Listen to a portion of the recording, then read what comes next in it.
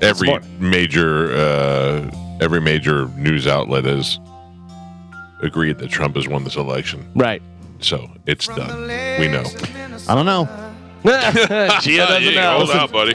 Trump tweeted out yesterday afternoon there was massive cheating going on in Philadelphia. Oh, no. So, I mean, I got to assume you got to investigate that. I mean, That's what he said. Well, you know. where was it? Philadelphia. He said reports of massive cheating in Philadelphia.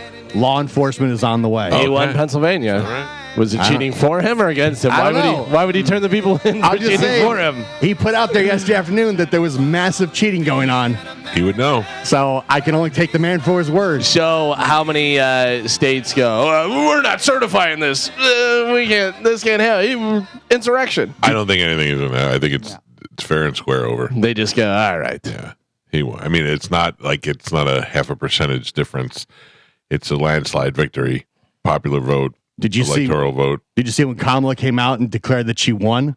No. And then So I'm going to be she honest with you. I fell asleep sometime around 10:30, then woke back up, then fell asleep again. And I kept getting up for updates, but I was out of it, man. She came out and said that she won, and to stop the count. What? Yeah. Oh wait, never mind. That was what Trump did last time. My bad. Hey, I just tried to do that works. I get my elections mixed up. You better get on board. He won it. What a jerk.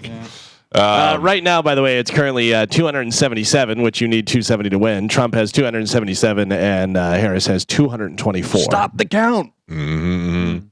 Listen, Gio, there's going to be people like you that wallow in the past and make things very difficult. I said I thought Trump was going to win. I know, but I'm just saying. I'm not shocked you're at all. not celebrating today like the rest of us are. No, I don't celebrate politics. I'm celebrating as a country. Nah. You need to pack your bags and join the following celebrities who have agreed to leave if Trump won the election. Right. Starting number 1, Amy Schumer. Bye. Second, I'll buy this bitch's ticket. Chelsea Handler. Oh, later. Shocking. Later, Grandma. Take that Van Halen shirt off. Ugh. Bryan Cranston. Yeah, Bryan Cranston really turned in to be a real pussy. Yeah. Well, good actor. Cher. So long, Grandma. Well, she only had a couple more months anyways. So far, Cranston's the only one I'm going to miss. John, what's his Daily Show? Stewart, yeah. See ya, old man. He said he was going to leave if Trump became president. He said he was going to leave. This is according to the Washington Times. That can't be. I mean, I know that he's, but he's at least smart enough to know that Trump probably was going to win. Samuel L. Jackson said, if this mother effing Trump wins this effing election, I'm moving my black ass to South Africa. Bye. See ya. Yeah. Miley Cyrus. Honestly, F this. I am moving. If this is my president, I don't say things I don't mean. Good.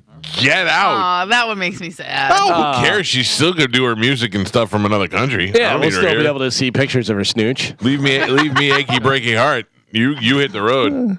Oh, Lena Dunham. Oh no. Gross. I thought she was supposed to be gone. Yeah, I thought she left the last. The last. Yeah. Lena Dunham looks like if you opened up a clam. Ugh. Yeah. Like if you saw a clam and just opened it in the heat. That's Lena Dunham. Whoopi Goldberg said she's going. Oh, all right. Well. Oh, The View. We're going to lose The View? Later, Gator. Who is that? Oh, Raven Simone's leaving. Oh, come on, Raven. Yeah, didn't care about Cosby. I will say, though, her doing that's so Raven. So far, Cranston, but we already got Breaking Bad. It's already over. Yeah. So. What are you doing now? Yeah, it's true. Neo is going. Oh. To go and live with Drake in Canada. All right. The Reverend Al Sharpton said, Donald Trump is the nominee. I'm open to support anyone, but I'm also reserving my ticket out of here if he wins. Well, see ya. The good thing is he's never been known as being racist or anything. So wasn't he dying? I thought he was in some disease. Who cares? Comedian George Lopez leaving. Oh, wonder where he's gonna. See, he's gonna go back to Mexico. See ya. Keegan Michael Key said he's moving to Canada because his mom lives in Detroit. She's like 10 minutes from Canada. That's actually pretty funny. Just so you know, Peel's better. I mean, Peel's having way more success. Way more success. So there you go. The election is over. As predicted, Donald Trump has won. It is It is not even close. And you look at the map and it's ridiculous. the map is ridiculous. The entire Midwest and a lot of the Central East is really was really red. A lot of these places turned in this last election. And Dave Portnoy did a video last night, and he said that this was really a strike against the Democrats because of the way they handled the whole Biden situation. And I don't know. I mean, look, there's a lot of upset people today, and I'm not trying to turn the night. I'm just saying I called it yesterday, where everybody said it would take weeks to decide. And I said, we'll know by the next morning what's going on. And I did a show last night with Mo and Spike and Drew and John and Mike Olivero, who is the only anti-Trump guy there. Spike. So, that's all I can't even use his tweets for who's tweet. Really? Yeah, it literally everything is 45, blah, blah, blah, worse, this, that. I mean, literally all the time. Not even like I can go back 2 years. I can go back a year. It's not like it was coming up in the election and he was doing it. No, it's always, that's all he tweets about. And he's filled with bad information. And he doesn't believe anything. Yeah. Yeah. I was like, now he's going to say 47. That's right. Yeah. 45 and 47. That's so crazy. That's so crazy. I don't know how everybody feels about it. If you want to get your phone calls in, 800-771-1025, feel free to do so. I'll go 10 hours ago and then I'll go way back. Okay. 10 hours ago. 0% reporting, and they gave it to 45 and it has West Virginia. All right, let me go way back for him because it's unbelievable how much he tweets about that. By the way, while I'm looking for this, speaking of maps, did you see the map of all the different places where Kamala Harris did better than Joe Biden did? Oh, I saw a lot of that reference last night on the news. They would show the map, they would show the results, and then they would go back to what it was. But did you see when they showed the entire map and how many different states that she did better than Joe Biden? No. Not one. Oh, really? None. Yeah. They just had a blue map. It was just dark blue with nothing up there, and they were surprised by it too. It wasn't like it was Fox going ha ha ha. I think it was like CNN, and they were like, not one. What happened? It was pretty interesting to watch. Like I knew that I can go to bed at a certain amount of time. Like I was like, I'll just wake up and find out in a little while. Like certainly wasn't like I was Monday night at the edge of my bed watching the football game. Right. Yeah. Football game was a lot closer than the election for sure. Yeah. So it's funny to me, all the talking heads that distanced themselves from Trump after he lost and the January 6th and stuff, and when they thought DeSantis was going to win, and now they're all bending the knee right back on the train. Oh yeah, it's hilarious. Yeah. In a couple of local races, I have to tell you, I have a pretty good endorsement record as far as Anna Paulina Luna winning, Rick Scott winning, Susie Lopez winning. All that stuff went pretty good. I am completely surprised that the Amendment 3 and Amendment 4 did not pass. Both the loss for the weed and the abortion. I don't understand that at all. Florida, one of the only states that did not pass abortion. It's crazy. Yeah. That's crazy. I said this on the air last night. I said, tell me why, besides the extreme religious people, and even those people could call in, tell me why you're against 4.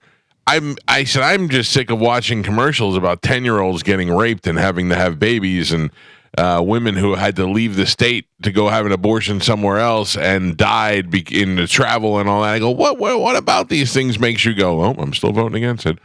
And one guy called in, and the one guy said incorrect information about not having to have parental consent if you're 15 years old, which was not true anyway. And I said, well, big deal. I go, what does it have to do with you? What does it have to do with you to tell a 15-year-old girl what to do with her body? She's got a baby that she doesn't want in there. And what are you going to do? If it's your daughter, you're going to force her to have the baby?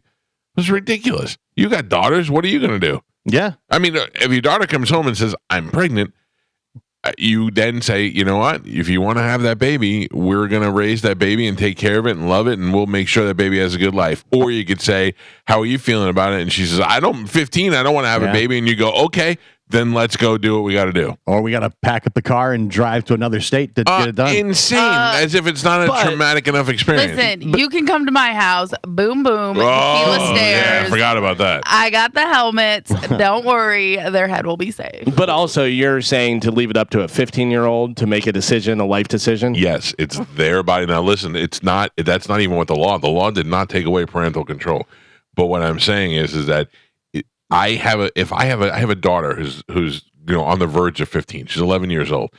If she gets knocked up and she comes to me and she says, "I'm pregnant," what do? I say to her, "You must have the baby." No. But what I'm saying is, you're going to leave a life decision like that up to a 15-year-old. You're not going to weigh in. Yeah, I'd love to weigh in, but that was my whole point.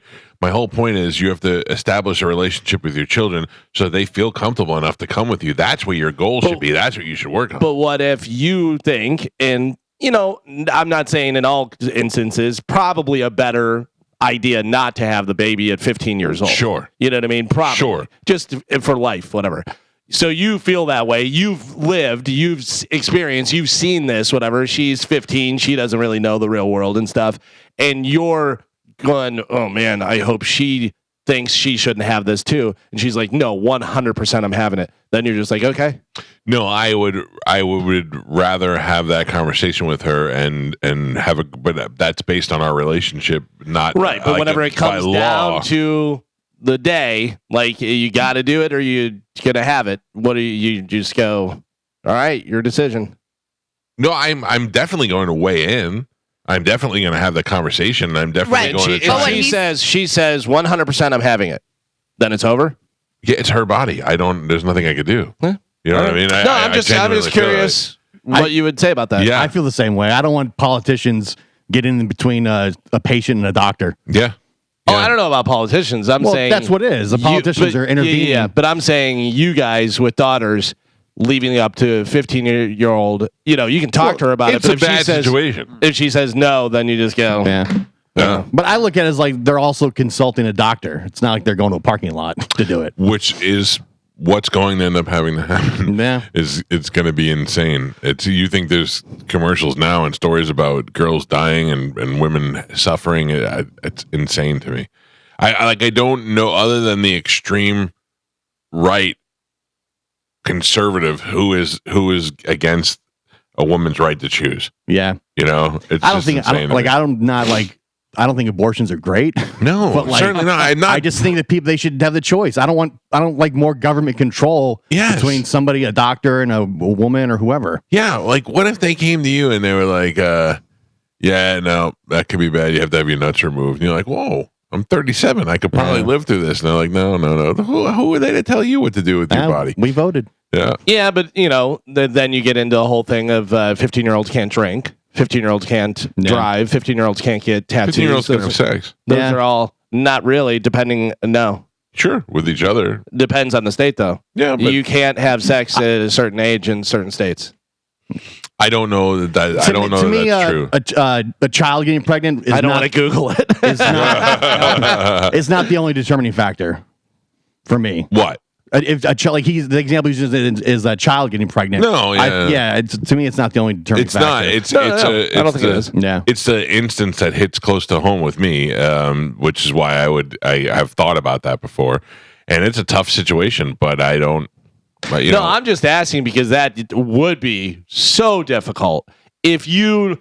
And like I said, you're not 100% sure. There may be, a lot of instances where I know your mom was young, Titus's mom was young. Titus's mom was raped. Right. That's that takes a strong woman to carry that baby out, and look what Titus turned into, a goddamn saint. And there's some people like that achieve great heights and stuff, but for the majority, I would say that it's a bad situation. So that's got to be so difficult. With you kind of knowing that and going, hey, listen, I've lived, I've experienced, I've seen these situations play out. You hope, though, that your relationship with your child is good enough where they can come to you. Like, I know my daughter ain't running to me if she's got those problems, but she's going to my wife for sure. Yeah, but it's amazing. But there's a lot of kids that don't have that support. Yeah, I see it. Which I did not realize growing up with a fantastic family that other people had bad families. Yeah. Like, whenever I hear somebody, even now, whenever whenever I hear somebody be like, "Oh, I haven't talked to my brother in 4 years," I'm like, what? I know. How is that possible? You know what's weird on the opposite end of that spectrum is that I didn't realize how poor we were until I moved to Florida. Yeah, because I just grew up in that area and we always had everything. So we had a VCR, we had Atari, we had all those things. We lived in a crappy tenement apartment, but we had a place to live. You know, one of the first things I did whenever I moved out on my own and started paying bills and doing everything was called my dad and thanked him. Yeah, I said, I get it thank now. you for all that water and electricity and all that stuff that, it's amazing. And, of course, we 4 boys, all the food and everything, the clothes, everything we had. Your parents couldn't raise you now.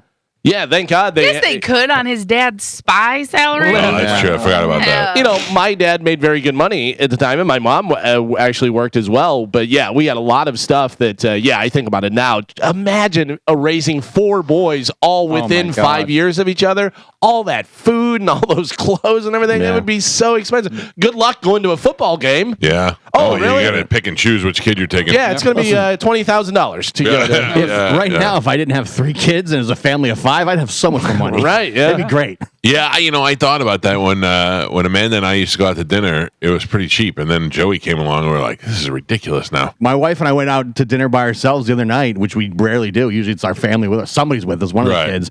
And we got the bill. We're like, whoa, look at this. Let's get dessert. I always, whenever I, if I'm over at the Hard Rock and I see a family walking through, I'm like, how much money did you spend to come to Tampa, to stay at the Hard Rock, to gamble at the Hard Rock, to whatever you're doing? You're here for a football game or baseball game, whatever it is and stuff. Just think of how much that adds up. I think about that anytime we go to these theme parks, because the theme parks are just crazy. You see family of 6 that have been there. They've been staying there for a week. And they're all wearing shirts, and they got this, and they got the merchandise, and they're eating the food. Yeah, the food. I will tell you that most of the time I go to theme parks. I mean, I have Universal passes, and I have Busch Gardens passes, but most of the time I go to Disney and that kind of stuff. Even if I get free tickets to the park, it's still costing me $5,000-$6,000 to stay there for a weekend. Yeah, to do that stuff. It's insane. It's because you got to valet. You got to you got to valet. You got to pay the guy. Got to get a room for Tom. Yeah, Tom's got. I mean, you're not going to wait in a line with the regular people. No, so you got to get the fast pass. If I could get Tom to sleep in the Sprinter, he would be great. I'd have him drive me everywhere. Plus, you have to pay for the 4 families you cut in line in front of for the food, and you say, "I'll pay for your food if I can go here." It's a By the tough way, life. when was the last time anybody's done that? Has anybody done that recently? Where you go, "I'll pay for your stuff if you let me go in front of you"? No, I've never done that. I've done that. Have you really? Oh yeah, I am very impatient. I've never done that. I get that. I'll pay for your stuff if you let me. And they're like, yeah, absolutely. Where do you do this at? I've done it a couple times at different, like in a restaurant if you're going whatever, or even Publix. If the person has like a couple things, I go, hey, I'll pay for that if you just let me go. Oh, that's so funny. I've never done that. Anytime I encounter the person in front of you paid for your order, I always break the chain. No, You do? Oh, Yeah, of course he does. In the beginning, I didn't understand it. They'd be like, the person in front of you paid, and I go, oh, okay, thanks. Yeah. And I didn't know what to do. And now I'm like, oh, I'll pay for the people behind me. I think it's happened to me like 3 times. Like, would you like to pay for that person behind you? I'm like, no, I'm good. You know what's happened to me a couple of times? I go, yeah, I'll pay for the car behind me, or I'll pull in, there'll be a cop behind me or something like that. Yeah. And I'll go, I'm going to pay for the car behind me. And they go, it's $52. And I go, all right, I already committed to it. Yeah. I'll pay for it. I already said it, but I've gotten hit with some bills. With Starbucks, you never know, You never know. 3 drinks is going to cost you $30. Yeah, we're getting for the whole office. Yeah, I think I got hit with a cop one time. I had like a $50 order because they were ordering for a bunch of people. I was like, all right, I'll take it. I'm chain breaker. Don't be behind me. Do they ever tell you, like before you order or during your order or anything? Because like if you were going to get a coffee for yourself and they're like the Carby in front of you is paying for you, you get one for your wife. Like, oh, well, they're paying. Let's go in. But I have had big orders where other people have paid for it before. Like if I've had my wife in the car, and we got snacks and we got coffees and stuff, and it's still $25, $30. You do get a little bit of a look of shock from the barista when you say, "No, I'm good." I know you're such a dick. Chain breaker. You're such a dick. I gotta tell you, I always give them the no thank you for the roundup for the kids. Oh, yeah. Round up your change for this and that. You say no, thank you, which is a good response. Right. I get angry now. I go, no. Yeah. I go, no. I don't. You don't even understand how that works. No, thank you confuses them though. Yeah. Because you're being polite, but you're turning it down. I don't understand. I would say not today. Oh, not today, like you're going to. Yeah, you know who got me? Who got my wife? Didn't get me this year was the Spirit Halloween store. Yeah. Because they have a good racket going. We're a temporary store and we're donating money to your thing. I want to see the paperwork. Yeah. Show me the paperwork. Also, I'm not paying for your tax breaks. Yeah. I do enough for the kids already. Yeah. I'm out. You should be like, I made mashed potatoes last night. Right. That's normally I tell them, I'm like, this is to donate to a school. Like any groceries I'm buying. Yeah. Because it's always a grocery store. I'm like, I'm actually buying this. Yeah, right. I'm already donating. Yeah. That's what this is for, Plus, actually. I burned my arms. Yeah, my That's pure hands. guilt. You feel like you need to explain it to the people at the store. Yeah. Well, they guilt you into it. 'Cause I they know. give you I that- look right in their eyes. I go, no. They Yeah. give you that look like, ugh. I just shoot him no thanks. Yeah. That's so good. That's hey buddy. But you could put your name on a little piece of paper Oh, and hang yeah. it on the cash register. Ooh. Yeah. I say, why would I want kids to have cancer? I don't support that. That's terrible. Wow. So funny too because I will say no thanks to that, but any guy playing a saxophone, lady playing a violin, I'm throwing money at. They're working at it. They're Yeah. working. Yeah, They're working. They're for doing it. something. Yeah. Right. Even the one, did you ever see the one where the guy is playing the violin and the guy comes up and he goes, hey, can you play something? And the guy goes, no, play it in A minor or something. And the guy's like, what? It was a track. Yeah, He was just holding the violin. Yeah. So Those funny. people I think are great too because they fooled you. They came up with a good record. Yeah. you The know? one guy was up here by the Five Below on Dale Mabry. You know, it's Five Below in Walmart. yeah. That guy was fake. I saw him on Instagram. What was he doing? violin. Oh, was he doing Yeah, violin? yeah. Oh, maybe that was him. It might have been the same guy. Carmen, I'm sure you've seen him. You love Five Below. Oh, Love Five Below. I'm not going to Five Below if I'm looking to make money. I'm going to a place where I know that people. No, but it got has the something to Walmart, Walmart. Publix, and at Five Below. It's all right there in Yeah. that big. It's There's a Sally's. yeah, there's a lot of traffic. It's There's a super everything. busy, strip mall. There's a lot of kids that go up there, but you can tell they're kids that just graduated because they're like, I'm raising money for my team. Yeah. And they're like, you're not in high school. You can just tell they graduated a couple of years ago and they're like selling candy bars and stuff. By the way, that Lefty's cheesesteak is over there too. Yeah. Oh, yeah. So good. Yeah. So good. Have you been there yet, Carmen, or no? Yeah, I have. Very good. Right? It's fantastic. I gotta say this sandwich great. Wasn't a fan of their fries, but you know yeah? we can work on stuff. Okay, all Yeah, right. there's always room for improvement, but sandwiches are delicious. Did you get the curly fries or which one did you get? I just the straight fries. Oh, Chad, I got the curly Yeah, fries. well, Curly fries Chad- are good. Chad ordered. It wasn't up to come on, me. Wonder Chad. why we're Curl always 'em up. hungry on this show. Curl 'em up. Oh man. Well, there you have it. So how did the show go last night? You talked about it a little. You said that everyone's, Spike was the only. Surprisingly good for a bunch of guys in one room. It was a lot of guys, and we're in two different locations. And I thought there'd be a lot of talking over each other, and it went okay. Do you know? Do you remember the name Jerry Breezewine? Yeah. Jerry, Oh yeah, that guy that used to on Twitter always Yes. yell at everybody. Twitter, and then he used to call my voicemail, and he used to call the show. And he's an attorney that doesn't even live in the state, and he wants to be a talk radio host so bad. And last night he called the show, and he was like, "Hey, it's Jerry Breezewine," and I go, "Hey, I'm gonna be honest with you. This guy's a huge asshole. I'm not talking to him." Nice. And they were like, "Nope, he's gonna."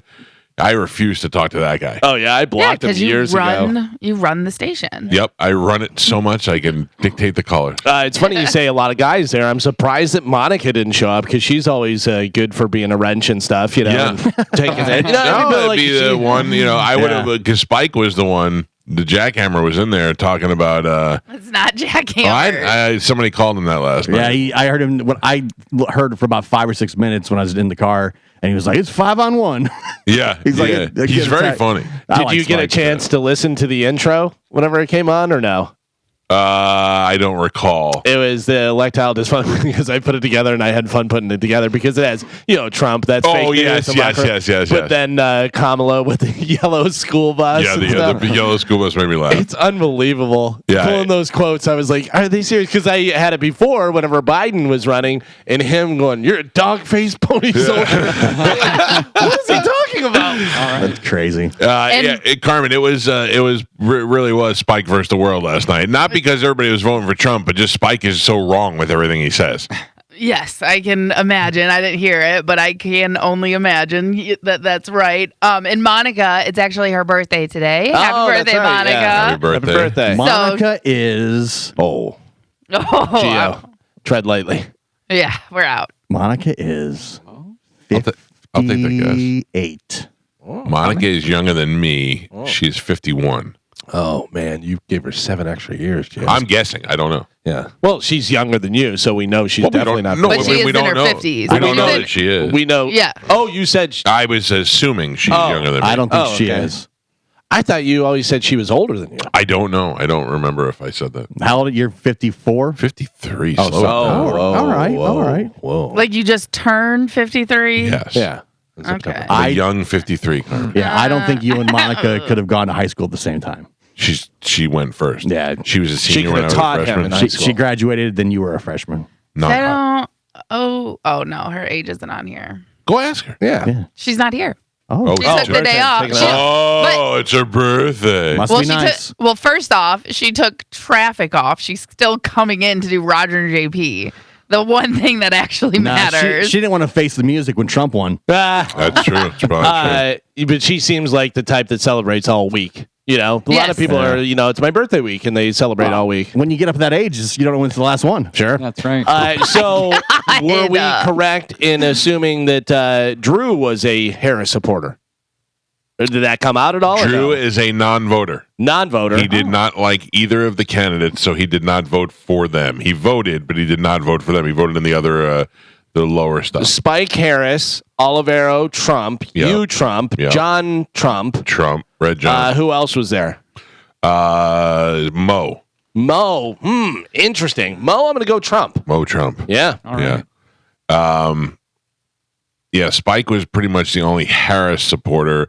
Drew abstained, and everybody kind of was on the same page for the most part, except for Spike. But Spike doesn't believe anything. Spike didn't believe. He said, we were talking about Joe Biden's exit out of Afghanistan, and he said, "You all believe that he left Black Hawk helicopters?" And we're like, "Yes, Spike. It's documented. We left equipment. We left money. That stuff ended up going to fund terrorist groups. Iran was able to, and we went, get back into the whole thing." And he was like, "Nah, man, they have a procedure for that. They blow up the dashboard and they take the wires out and the manual." I'm like, okay. By the way, only one in the room that was in the military, Spike. Yeah, but he didn't do nothing. You don't know. I mean, thank you for your service, Yeah. Spike, but you know, Was he? I'd rather have that air spokes eagle defend me before I have Spike defend me. What about Navy Rob or whatever his name is? Marine Rob. Marine Rob, yeah. No. I don't believe his service either. I think he's stolen valor. Stolen Wait. valor. All right. No Marine acts as foolish as he does in public these days. All right, let's take a break. We'll get the show moving this morning. It is, what did I say, Wednesday? Yes. Which means Galvin has a brand new open I letter. do. But first, we got Sporcle. We will do that next on 102.5 The Bone. Carmen, Yeah. what do we have for these fine folks to give away today? Oh, we have so much stuff. We have tickets for Here Come the Mummies, Uh-huh. OAR, Uh-huh. Pink, Next Big Thing, Break Your Rise Up, Monster Jam, Alice Cooper, Thomas Rhett, The Tailgate. Tailgate's happening this Sunday starting at 10 a.m. We'll be out there with Bud Light and the Brisket Shop right there on Ohio and Himes if you want to go and support your Tampa Bay Buccaneers as they prepare to lose another game against the San Francisco 49ers. come on, And man. the return of Christian McCaffrey. Feel free to come out there and join us. McCaffrey returns and goes for the most yards he's ever run Yeah. in his career. Yeah. It's listen, we guys can't stop. suck. We can't stop Hey, the run. you voted. You picked the Didn't take Chiefs. them. I mean, it's the Chiefs. Yeah. The defending 49ers. champions. Yeah. No, Oh, screw the the 49ers were in the Super Bowl with them. Big Yeah. deal. Yeah. You guys are a drag. I'm coming to the tailgate. I'm very excited. Oh, you are? Yeah. Yeah. Not with Todd though. Yes. He's got to wait outside. Nah, he's coming. He's already- very excited. I made two lists. One, my VIP list, and one people not to let in. Rough Shot Todd is on. He said he's going to go over to Mike the minute he gets there. Oh say yeah, hello. give him a big hug. Good. Is, Tell me going to get punched in the throat. let me ask you this: would it be okay if he wore a helmet the whole time? Yes. Wait, what? And duct tape on his mouth. Yep. Like with a visor and everything. So you It's can't going to be see a great him? time. I'm looking forward to it. Yeah. Keep him over there by the pirate ship. Keep him away from me. All right, Carmen, let's do it right now. A little bit of Sporcle. Here we go. Anything going on? Streaks or anything? I don't remember. I can't honestly. You I had think I two. might have Did you won. win? Yeah, you have 2 now, right? No, I won Monday. Oh, that's right. Then you beat my streak, and you won yesterday. right. Not Okay. that's All right. That's I what I've got written. annihilated your streak. It's wide open. The record book says I was on a streak. Nope. All right. Carmen is the keeper of Sporcle. Pap is your judge and scorekeeper. Carmen, what are we playing today? Okay, today we're going to be playing characters in 2 words. I'm going to say 2 words. You're going to give me the character that I'm describing. Okay. Okay? Very simple. Your first one. Forrest Gump. Well, you said very simple. Oh, no. You said very answered simple. I thought that was no. the clue. Nope. That was not the clue. I didn't know. Yeah, So you answered. well. that was it. Too bad. You can't answer. All right. First one. We are starting now. Okay. I'm melting. Frosty the Snowman. Wicked Witch of the West. Oh, yeah. Galvin. I knew that. Teacher meth. Breaking Bad. Nope. Walter White. Characters. Mike Calta. Mohawk cab. Travis Bickle. Mike Calta. Ape man. Tarzan. Heston. Mike Calta. Who'd you say? I said Heston. Oh. Experiment 626. Experiment 626. The Fly. Stitch. Lilo and Stitch. I don't know what that is. That's Monica. Web slinger. Peter Parker. Spider-Man. Geo. No, Judge. That was Galvin. Thank you. Oh, you. You know Galvin it gets the was. point. You know it was. Keen detective. Dick Tracy. Hardy Boys. Keen. Teen. No, Keen. Oh. You heard it right. Ah. Keen My bad. detective. I know it. Mickey Spillane. Nope. Forrest Gump. Sledgehammer? Nope. Or Sledge? Anyone else? Hardy Boys. Nope. I said that. See how bad you are? You Yeah. said that. Keen, not teen. Keen. Keen. Nancy Drew Teen. is Keen is the author. You deaf old man. All right. Get the coffee. All right, here we go. Norman Bates. Psycho. Oh, no. Oh, I no. gave you the I read that wrong. Norman Bates. I read that wrong. Norman Bates. Shower Sting. killer. Yeah. Stays boy. Pinocchio. Nope. Stays, boy. Stays boy. Oh, come on. I know it. Disney. Peter Pan. No point. Spinach strong. Popeye. Pap pap. That was Geo. Gio gets the point. How to make them up. Was it me?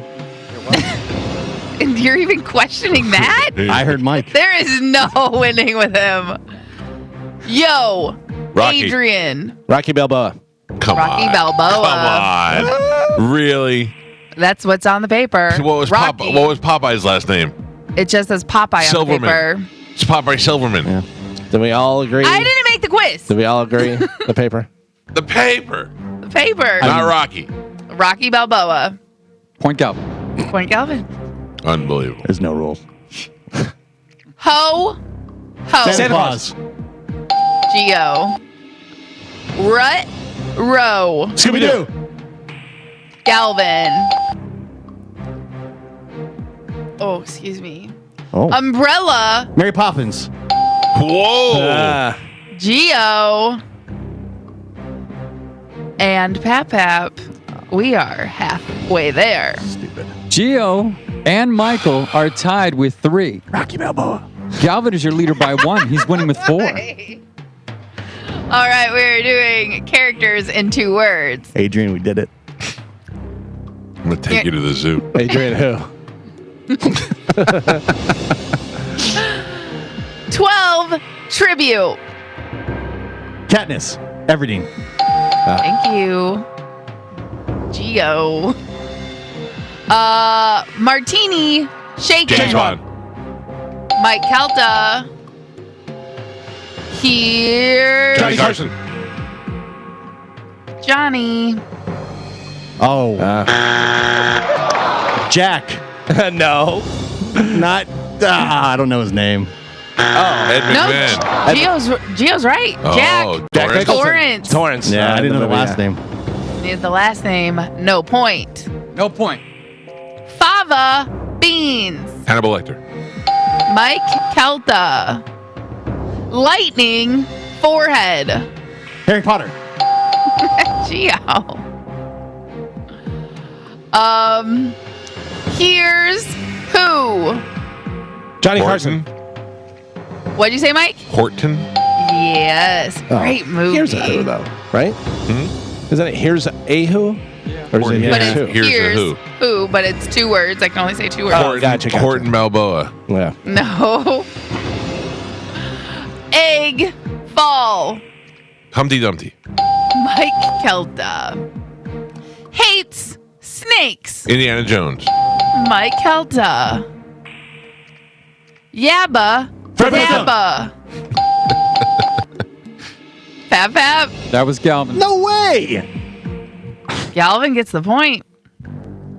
No way. No rules. No. It's Groovy Baby. Austin Powers. Galvin and Pap Pap. We are on the last 3. In a very fair game, Gio has 5 points. such a joke. Galvin has 6 points, and Michael is your leader right now. He's winning by 2 with 8. Oh. All right. Characters in 2 words. Last 3. Here we go. Dark Knight. Batman. Mike Calta. Luke. Father. Darth Darth Vader. Vader. Mike Calta. And your last one. Phone. E.T. Home. Mike Calta. Closing it out strong. Your final score in a fair and impartial game. You're horrible. Gio, I didn't think he only was so horrible 5 today. miserable, Horrible. lousy points. Horrible. Galvin with a astonishing 6, and Mike is your triumphant champion today. He won with 11. Ooh. I don't even think Mike had 11. I think he made that up. Don't care. I did not. How are you so deaf?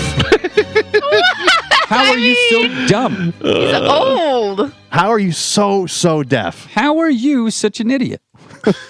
Tell me all the reasons. These are all good questions. I mean, you know. Good morning. Who's this? Hi, this is Renee. Hi, Renee. How are you doing today? I'm doing great. How are you? Happy with the election results or not happy?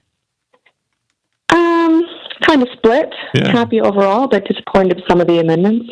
Yeah, I think a lot of people are. It's really weird. I'm dying to know who the people are that are happy about that today. But anyway, Renee, you're a winner, so I'm going to put you on hold. Carmen's going to grab you during the break, and we will hook you up with a prize. Thank you so much. Thank you, Pumpkin. There you go. Renee on line 2, Carmen. Got it. Galvin, what do we have coming up in news? Coming up in news today, Go Cry in Canada, La Lady Gaga, and Waking Nightmare. Oh. All right, Galvin's got your news, and we got a lot to talk about. We'll take a quick break, and we'll do that next. It's the Mike Calta Show. This is 102.5 The Bone. Mike, can I say something? Carmen, no women are allowed to speak on this show. Okay. All right, I will good make thing. an exception. Where's for you. Sabrina? Oh, I'm not a man. Oh, never mind. No. I Please do tried. that again. No. You're looking very skinny. Oh. You're looking good on the camera. I can't believe I was about to shut you down. Yeah. Yeah. You're welcome. I don't know if it's the black shirt. I mean, it could just be that. But I mean, I wear a black shirt every day. yeah, so- but no, you're looking. Got a haircut? You're looking slim. I did. I got a haircut. Thank you. Thank you very much. It was very nice of you to say. Do you know how much you're down or no? I do not. No. I fluctuate. I have not weighed since before the hurricane because I'm scared. Oh, yeah. Now do me. Hurricane snacks? Gio, it looks like you ate a burger yesterday. Oh, did you in fact eat a burger I yesterday? did not. That's not nice. Let me ask you this. Wow. Did you eat 2 burgers? Don't try and get not. around with a trick. I did not. I did not eat a burger either yesterday. I did not eat a burger. Yeah. Tricky. Mm-hmm. Good morning. Who is this? This is Jim. What's up, Jim? Hey, just want to let you know, I'm happy that Trump won and everything, and that's I think that's going to be good for the country as a whole. Okay. But we got fake news in our own city right here, right now. What do we have? Channel 13, Kelly Cowan. She keeps talking about the election and says Democrats shouldn't be too upset because there are hundreds of thousands of more registered Republicans than there are Democrats. No, Kelly, it's over 1 million. I have to be honest over 1 million. Man, you showed her. Yeah, I don't know who she is. I don't know why you'd let that bother you. I mean, I get it. It's on TV and so. Well, because but if you keep putting out the same wrong information, yes, that's people bad. are going to believe it. Well, It's so easy to check that, though. I'm not mad at you, but why would you not just email her and tell her? I mean, I get it. More people are going to hear it here, but I mean, you could email her and say, "Hey, stupid." This is the best station in the country. I like the. And this is the best morning show in the country too. This guy knows what he's talking about. I can't argue. Carmen, No. God bless you for getting Chamberlain to be a winning team. God bless you. This guy's the best caller ever. I'm going to come down there and donate some money to you for helping all them kids out and doing something for Forest Hills. God bless you. Yeah, Kelly Cowan, you idiot. I'm on your side, sir. I vote Thank for you. this guy. Yeah, thank you He very should much, give sir. those I was going to say, between him and Carmen, and you're just getting compliments left and right. This guy knows what he's talking Nice. about. Mike Calta Show, good morning. Was that me? Yes, sir. Oh, dang. I've been hearing you ask about the Amendment 4 stuff, so I was calling in to tell you my opinion on it. All right, go Let ahead. me step outside real quick. What did you vote? Yes or no? No. Boo. Why? Well, I feel, man, I walked in there like 50-50 on it. Yeah. Honestly, I wish I would have known more to begin with. Yeah. But then reading the wording that was on the paper, when it said significantly more, this is going to lead to significantly more abortions, that kind of got me. Yeah, but what little what does it have to do with you? I saw that too, though, and I thought this Well- is kind of a subjective choice of word. Sure. But what does it have to do with you? It has to do with me. I wish that more people had, I mean, I'm a man. Yep. I wish people had more men's opinion in their head, because that's also, But why? I mean, it has a part nothing to of do my with child as well, right? Yes, Well, yeah, but that's a it does. different story. Whether or not she's going to have the baby is nothing to do with whether or not she's legally allowed to have the baby. Or not have Well, the baby. what if I want the child and then she's just allowed to go out there and make the decision on her own without... But this didn't change that at all. They didn't. This had nothing to do with you need the father's. This had nothing to do with that. Like that didn't enter the picture at all. Or are you just saying you want to outlaw doesn't abortion it- altogether? No, just maybe not make it as easy, I guess, is kind of what it seemed like it was doing, correct? No, it was not making it easy. It was making it available, legal and available for a woman who chooses not to have a child. It was pushing back the time restriction as well, like 6 weeks. Yeah. But to this guy's point, this is part of the problem with the laws in the way they word them. Sure, it's designed. So these commercials are designed to confuse people. I read that too. I even took a picture of that. It's the fact that it said significantly. I'm like, well, you can't really. You don't know that. You don't know that, but it was written that way on the ballot when it described what the bill was Completely. or the amendment was. Look, I get it. I Like, don't think went you're. in there kind of 50-50 in my head, and when I saw the significantly word in there, I was like, dang, that didn't feel right with me. It should show you how you were manipulated, sir. I don't think you're a bad person at all. I understand what you're saying, and I understand what your concerns are. But if you think about it, they don't really apply to the situation. And what happens is you got suckered into it. You got bamboozled, sir. Yeah, I just wish that they would consider the man part of the child as well. It seems like it's always women. But it's their body. That child is also It's their body. Yeah. They have a big choice. part of the baby making. You cannot have that baby if the woman did not house it for 9 months. Don't tell that to people. Well- Men can have babies. No, that is They not can. true. That Yep, is I've heard that somewhere. Definitely not true. Mike Calta Show, good morning. Hey, good morning. I had a comment on the abortion issue. Okay. Of all the nasty worded commercials, that would just made you want to change the channel, hearing about a young girl being raped, and then it comes down to parental permission, they never mention the fact that the parent might be the one that needs to give the permission. So, you mean the parent might be you the one that got them understand? pregnant? Yes, exactly. So what about even though that's a 1 in a billion situation? But it's another one. Possibility. It's another one where it was worded that way in the commercial so that it would bamboozle you. You've been bamboozled, sir. I'm sorry to. Okay, thank you. Galvin, we'll get to news after this phone. We got a full board of phone calls. Good morning. Hello. Your door is ajar. All right. Thank you very much for playing. Okay. Mike Calta Show. Good morning. Hey, good morning, Mike. How you doing this morning? I'm pretty good. How are you feeling? I'm feeling pretty good, man. You know, I kind of understand what you're saying about being bamboozled, but there's still a lot of people who've made a choice of what they believe in right and wrong. Yeah. And you can tell me I'm wrong all you want, and you can say I'm wrong all you want, and you can pretend that it's different than what it really is, but there is a difference between right and wrong. And it was spoken that way. What is We right? know the difference What is the difference between right and wrong? Well, I mean, if I come right out and say it, Mike, it's just going to throw everybody up in a tizzy. All it is we know that killing something is wrong. I can't stop a kitten. I'm going pheasant hunting this weekend, sir. Am I wrong? Are you a vegetarian, sir? No, absolutely, you're not wrong. So, I mean, but that is killing something. What does that have to do with a child, man? I mean, honestly, a child. You're comparing a pheasant to a child. Yes, because you actually said it. You said you're killing something. That's the only reason why I brought it up. Yeah, but I get what you're saying, sir. You're talking about the killing of a baby. In what stage do you consider that baby a child, or what can it survive outside the mother? Is there a certain time limit that you think it's available? Honestly, I think it's at that conception, man.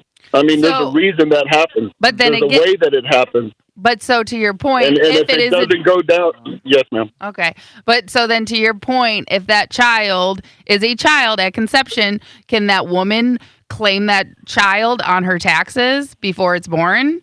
Can that woman? If that's a change that has to happen to make it part of being understood what is happening, then yeah, absolutely. Why not? Yeah. I mean, that should happen. If we're going to acknowledge that it's a child at conception, then yeah, it should be something that should be used as a child at a particular point. You can't pick and choose when it is. But the bottom line is, we know what right and wrong is, man. We can spin it any way we want to. No, but it's not that we know. It's we disagree what right and wrong is. It's not that we know it. It's not that I'm over here hiding it. You feel one way, I feel another, and I respect your feelings. I'm not saying that you're wrong. I'm saying I don't agree with you. But I think that's why the amendment didn't pass, and that's why people have to vote on these sort of things, because people feel differently about it. So I don't think that you're a bad person, sir. We just disagree on what we consider the woman's right to choose to get rid of that child if they don't want it, based on whether or not it's happening at conception or at the time where it feels like it can't survive without the mother. But hey, I appreciate your call and your honesty, my man. Yes, sir. All right, thank you. I know that guy wasn't trying to be a dick. I know that guy was trying to say, look, a lot of people voted against it because they just don't want to see the termination of a life. I get that. And they have that right. And I am also not a fan of terminating lives. I just don't feel like anybody should. I don't feel like anybody should tell a woman or a guy or anybody what to do with their bodies. The government should not be making that decision. It's crazy to me that both of those amendments, majority of the people voted for them, but you have to have a supermajority at 60%. Yeah. So even though we have 57. So even though the majority of the state voted for it, it's still not. Now, why is that? Supermajority. Jeb Bush changed that back in 06. And they made it super majority for amendments, which is but I'm saying why though, because it's not super majority. Right. I know. Whoever was in power at the time didn't want the amendments to pass so easily. Yeah. Right. They tried to put. There was a point where they tried to push it even farther to make it almost 70%. Oh no, but you have to understand, we have the majority. Do you have a super majority? Yeah. That's literally exactly what it was. Because we changed it. I think it was 06. That's when they added that. Yeah. Mike Calta Show. Good morning. Hey, I was just about the Amendment 4. I haven't heard much people talk about how it is an additional tax burden on the people to pay for their abortions outside of the woman's rights or anything. Just want to know your thoughts on that. But I don't know. I mean, what is the tax burden? You don't think there's not privatized abortion clinics? There's not insurance that pays for those sort of things? I would have to think the majority of women, and this may be totally wrong, I'm just off the top of my head, I would think the majority of women that are getting abortions are not getting them done in a privatized place. They're going to a clinic. They're going that's to Planned Parenthood. being paid for by taxpayer money is probably. I could Yeah, I be don't absolutely wrong, but I'm just assuming that.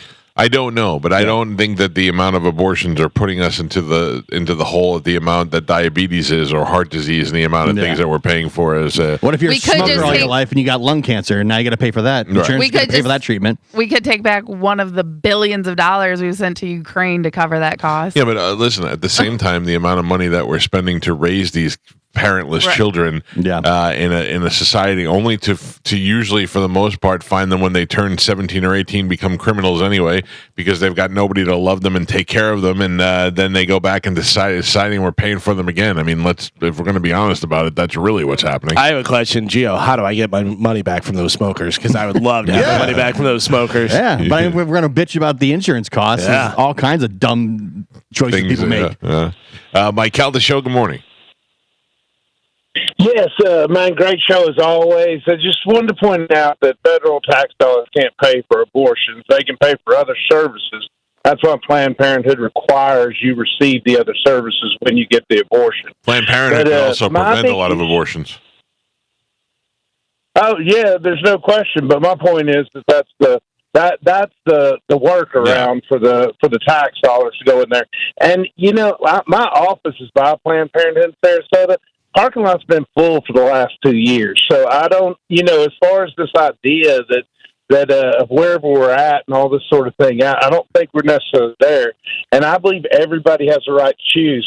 But I didn't see a single commercial that said, vote yes on 4 to keep abortion safe and legal. Every single commercial said your child could be raped or there could be incest. Sure. They won't be able to get an abortion. Maybe they should have just came forward and told the truth that we want access. Yeah, but who do you think's paying for that? Yeah, who's spending the other one? Different people are spending the money. I mean, that's the people that are against it that are spending all their money to stop it from being stop it from passing. No, I'm saying the pro-Amendment 4 commercials. Not a single one of them said we just want safe, legal abortions. They all were worst case scenario, fear mongering, and that's that's where it's at there. And I mean, yeah, it's where it is across the board. But I think all in all, I mean, the fact that the election turned out the way it did, the fact that Kamala didn't even go to her own party, and same thing Hillary did back in 2016. I mean, at some point, the people that are on that side have got to see, you know, just what a joke it is. I honestly believe you dance with the one you brought. They should have stuck with Biden. I think his numbers would have been superior to Harris. I think that his numbers may have been superior, or if not, they may have spun it so that he, you know, they turned us in, they had us believing he was senile and maybe even be dead for a little while. We didn't know the difference, but I don't know how that would have been. I haven't seen him in a while. I think it would have been better off if he would have sat down and they would have elected somebody else to go. I think people would have felt better about having chosen someone a say in it, as opposed to being appointed someone. There was a lot of talk about that last night. Hey, I appreciate your call, buddy. Thank you. I know there are a lot of phone calls here. I will get to them, but we got to start news. It's the Mike Calta Show. Here's Galvin with news. And now, news with Galvin on the Mike Calta Show. Don't forget to put a news. Carmen said I look skinny. Thank you. Mark it down. Today's news is brought to you by Pelt Shoes. You can stop into Pelts. They have 6 locations throughout Pinellas, Sarasota, and Fort Myers. While you're in there, check out all the different styles and brands that they have. You will be overwhelmed with how much stuff they have in there and ready to go. You can pay for it, walk right out the door. You don't have to wait around for shipping or anything. You don't have to worry about being the wrong size or wrong color. Nope, they have it all right there, and they have the Pelt Shoe Fit Experts. Going to make sure you get the perfect fitting shoe and the 3D foot scanner. It's all right there at Pelt, so stop in there today. Make sure you tell them Galvin from the Mike Calta Show sent you. Roy Wood had a great tweet last night. Yeah. He said, do you all watch the results come, or do you go to bed around now and wait to see what Democracy Clause left you in the morning? Well, Donald Trump has been elected the 47th president of the United States in an extraordinary comeback from for a former president who refused to accept defeat 4 years ago. He is now the president-elect. Trump's win in Wisconsin put him over the 270 threshold needed to clinch the presidency. Donald Trump gave his victory speech last night once it seemed clear that he would win both the Electoral College and the popular vote. Kamala Harris won't speak publicly until today, but another person who did speak publicly for Trump was Dana White, the president of the UFC, who is a friend of Donald Trump, long time. This is what Dana White had to say and gives a shout out to some podcasters. How about that? Take a listen to this. Here's Dana White. Nobody deserves this more than him, and nobody deserves this more than his family does. This is what happens when the machine comes after you. What you've seen over the last several years, this is what it looks like. Couldn't stop him. He keeps going forward. He doesn't quit. He's the most resilient, hard-working man I've ever met in my life. His family are incredible people. This is karma, ladies and gentlemen. He deserves this. They deserve it as a family. I want to thank some people real quick. I want to thank the Nelk boys, Aiden Ross, Theo Vaughn, Bustin' with the boys, and last but not least, the mighty and powerful Joe Rogan. How about that? Yeah. And thank you, America. Thank you. Have a good night. Listen. The Milk Boys got a shout Bussin' out. with the boys. Wild. Bussin' with the Boys is great. I love But I'm saying, like, shout out for all of them. That's huge. I mean, it's so funny is that whole, you want to talk about a machine, the Dana White, Joe Rogan machine was all of that. For sure. He did all those podcasts to try and get the young male vote, and it looks like it worked. Yeah, look, when you get on, I'll tell you what was good. The Rogan stuff was good, but the Theo Vaughn stuff was really good because Theo is there. Theo's an idiot, and I mean that in the most complimentary way. To be able to have a conversation, a normal conversation, like a funny human being, and be like, I bet Obama would have been good on Theo's show. You know, I bet, like, just to be personable and to find a characteristic and see somebody that you're like, hey man, they've said so many bad things about this guy. Let me just see him be human for a while. Because I will tell you that JD Vance made a huge turnaround in the last couple weeks by being on Rogan and being on Theo Vaughn. Theo Vaughn, they're talking about stuff, and JD Vance is being serious, and he's talking about drugs and about all the different stuff that's going on with drugs and with whatchamacallit being put in the drugs. Fentanyl in the drugs and doing all this stuff. And he's being very serious. And Theo Vaughn, in the Theo Vaughn way, goes, yeah, it's getting like where you can't even do cocaine in America anymore. And JD Vance laughed because that's what you should laugh at that. You shouldn't be like, well, we're being serious. You know? They were talking about raisins. And it got to be weird. And because he's like, do you like raisins? And JD Vance is like, I'm not a raisin. I'm a jam guy on my bread. And he goes, I like a raisin. I like a grape who's been through something. Yeah. And JD Vance started laughing. And it just, Theo Vaughn's nuts, man. It's just crazy to me that Dana White is like front and center on election night on the stage for the presidential candidate. But think about that. Think about Dana White's influence. Think about how many guys like Dana White respect him, watch his UFC. And, you know, him and Trump became friends a long time ago because when he couldn't get in New York and he couldn't do that stuff, Trump said, come to Atlantic City. You can do it in my place. And he, you know, made it that way. And he has been friends with him ever since. And kind of listen, Dana White hit the campaign trail as hard as he hit his wife in that club. Wow. So it makes shouldn't sense. listen to him. Made one mistake. Definitely shouldn't listen to that guy. It's crazy. How hard did he hit her? I mean, right across the face. Really? Like a right hook. It's crazy to me that somebody that got busted for smacking their wife in public is now on stage the night of an election as one of the people front and center of the campaign. But they're still together. She never came out and pressed charges. Again, I'm just saying if you're okay with that, that's fine. Not me. Her. It happened to her, between her and her husband. Mm-hmm. She's okay with it. Well, Dana White's not okay with it because he said that he was forever. He said that anybody in the UFC, if they ever put their hands on a woman, he had zero tolerance for that, and they would never fight in the UFC. And then he got busted for smacking his wife in public. I mean, Can I point out? Can I point out? She hit him first. Oh, she did? Yeah, Yeah, because they were in a club him. and she was like smacking. And again, you keep saying hitting and smacking. What would you call it? A love tap? Get no, outta I here. don't. No, You but don't believe that, Carmen? No, but I also don't. I wouldn't call it a smack. He didn't reach his hand back. It's interesting full how- out swing. You're right. You know what I mean? It's interesting how women don't feel that way. That they can hit a guy, but a guy pushes them off you, or a guy defends himself. All of a sudden, he's a bad guy. I mean, I think smacking a woman's a bad thing. Never smacked That's a just woman. my personal opinion. I've never put a finger on my wife. The only time I've ever hit a woman in my life was that when that woman was biting me while her boyfriend was beating me up, and I had to push her off me. I agree with Dana White. He said it's undefensible. Like you can't. It's zero tolerance. Yeah, and also, I'm like I said, I just thought it was crazy that somebody just got busted for that. Could be on stage and be such an influence. Is now front and center. Yeah, so braggadocious and just like saying it's karma and this and that. I'm like, I found that pretty funny. Yeah. And hypocritical. Yeah. Like this guy smacked his wife in a public place.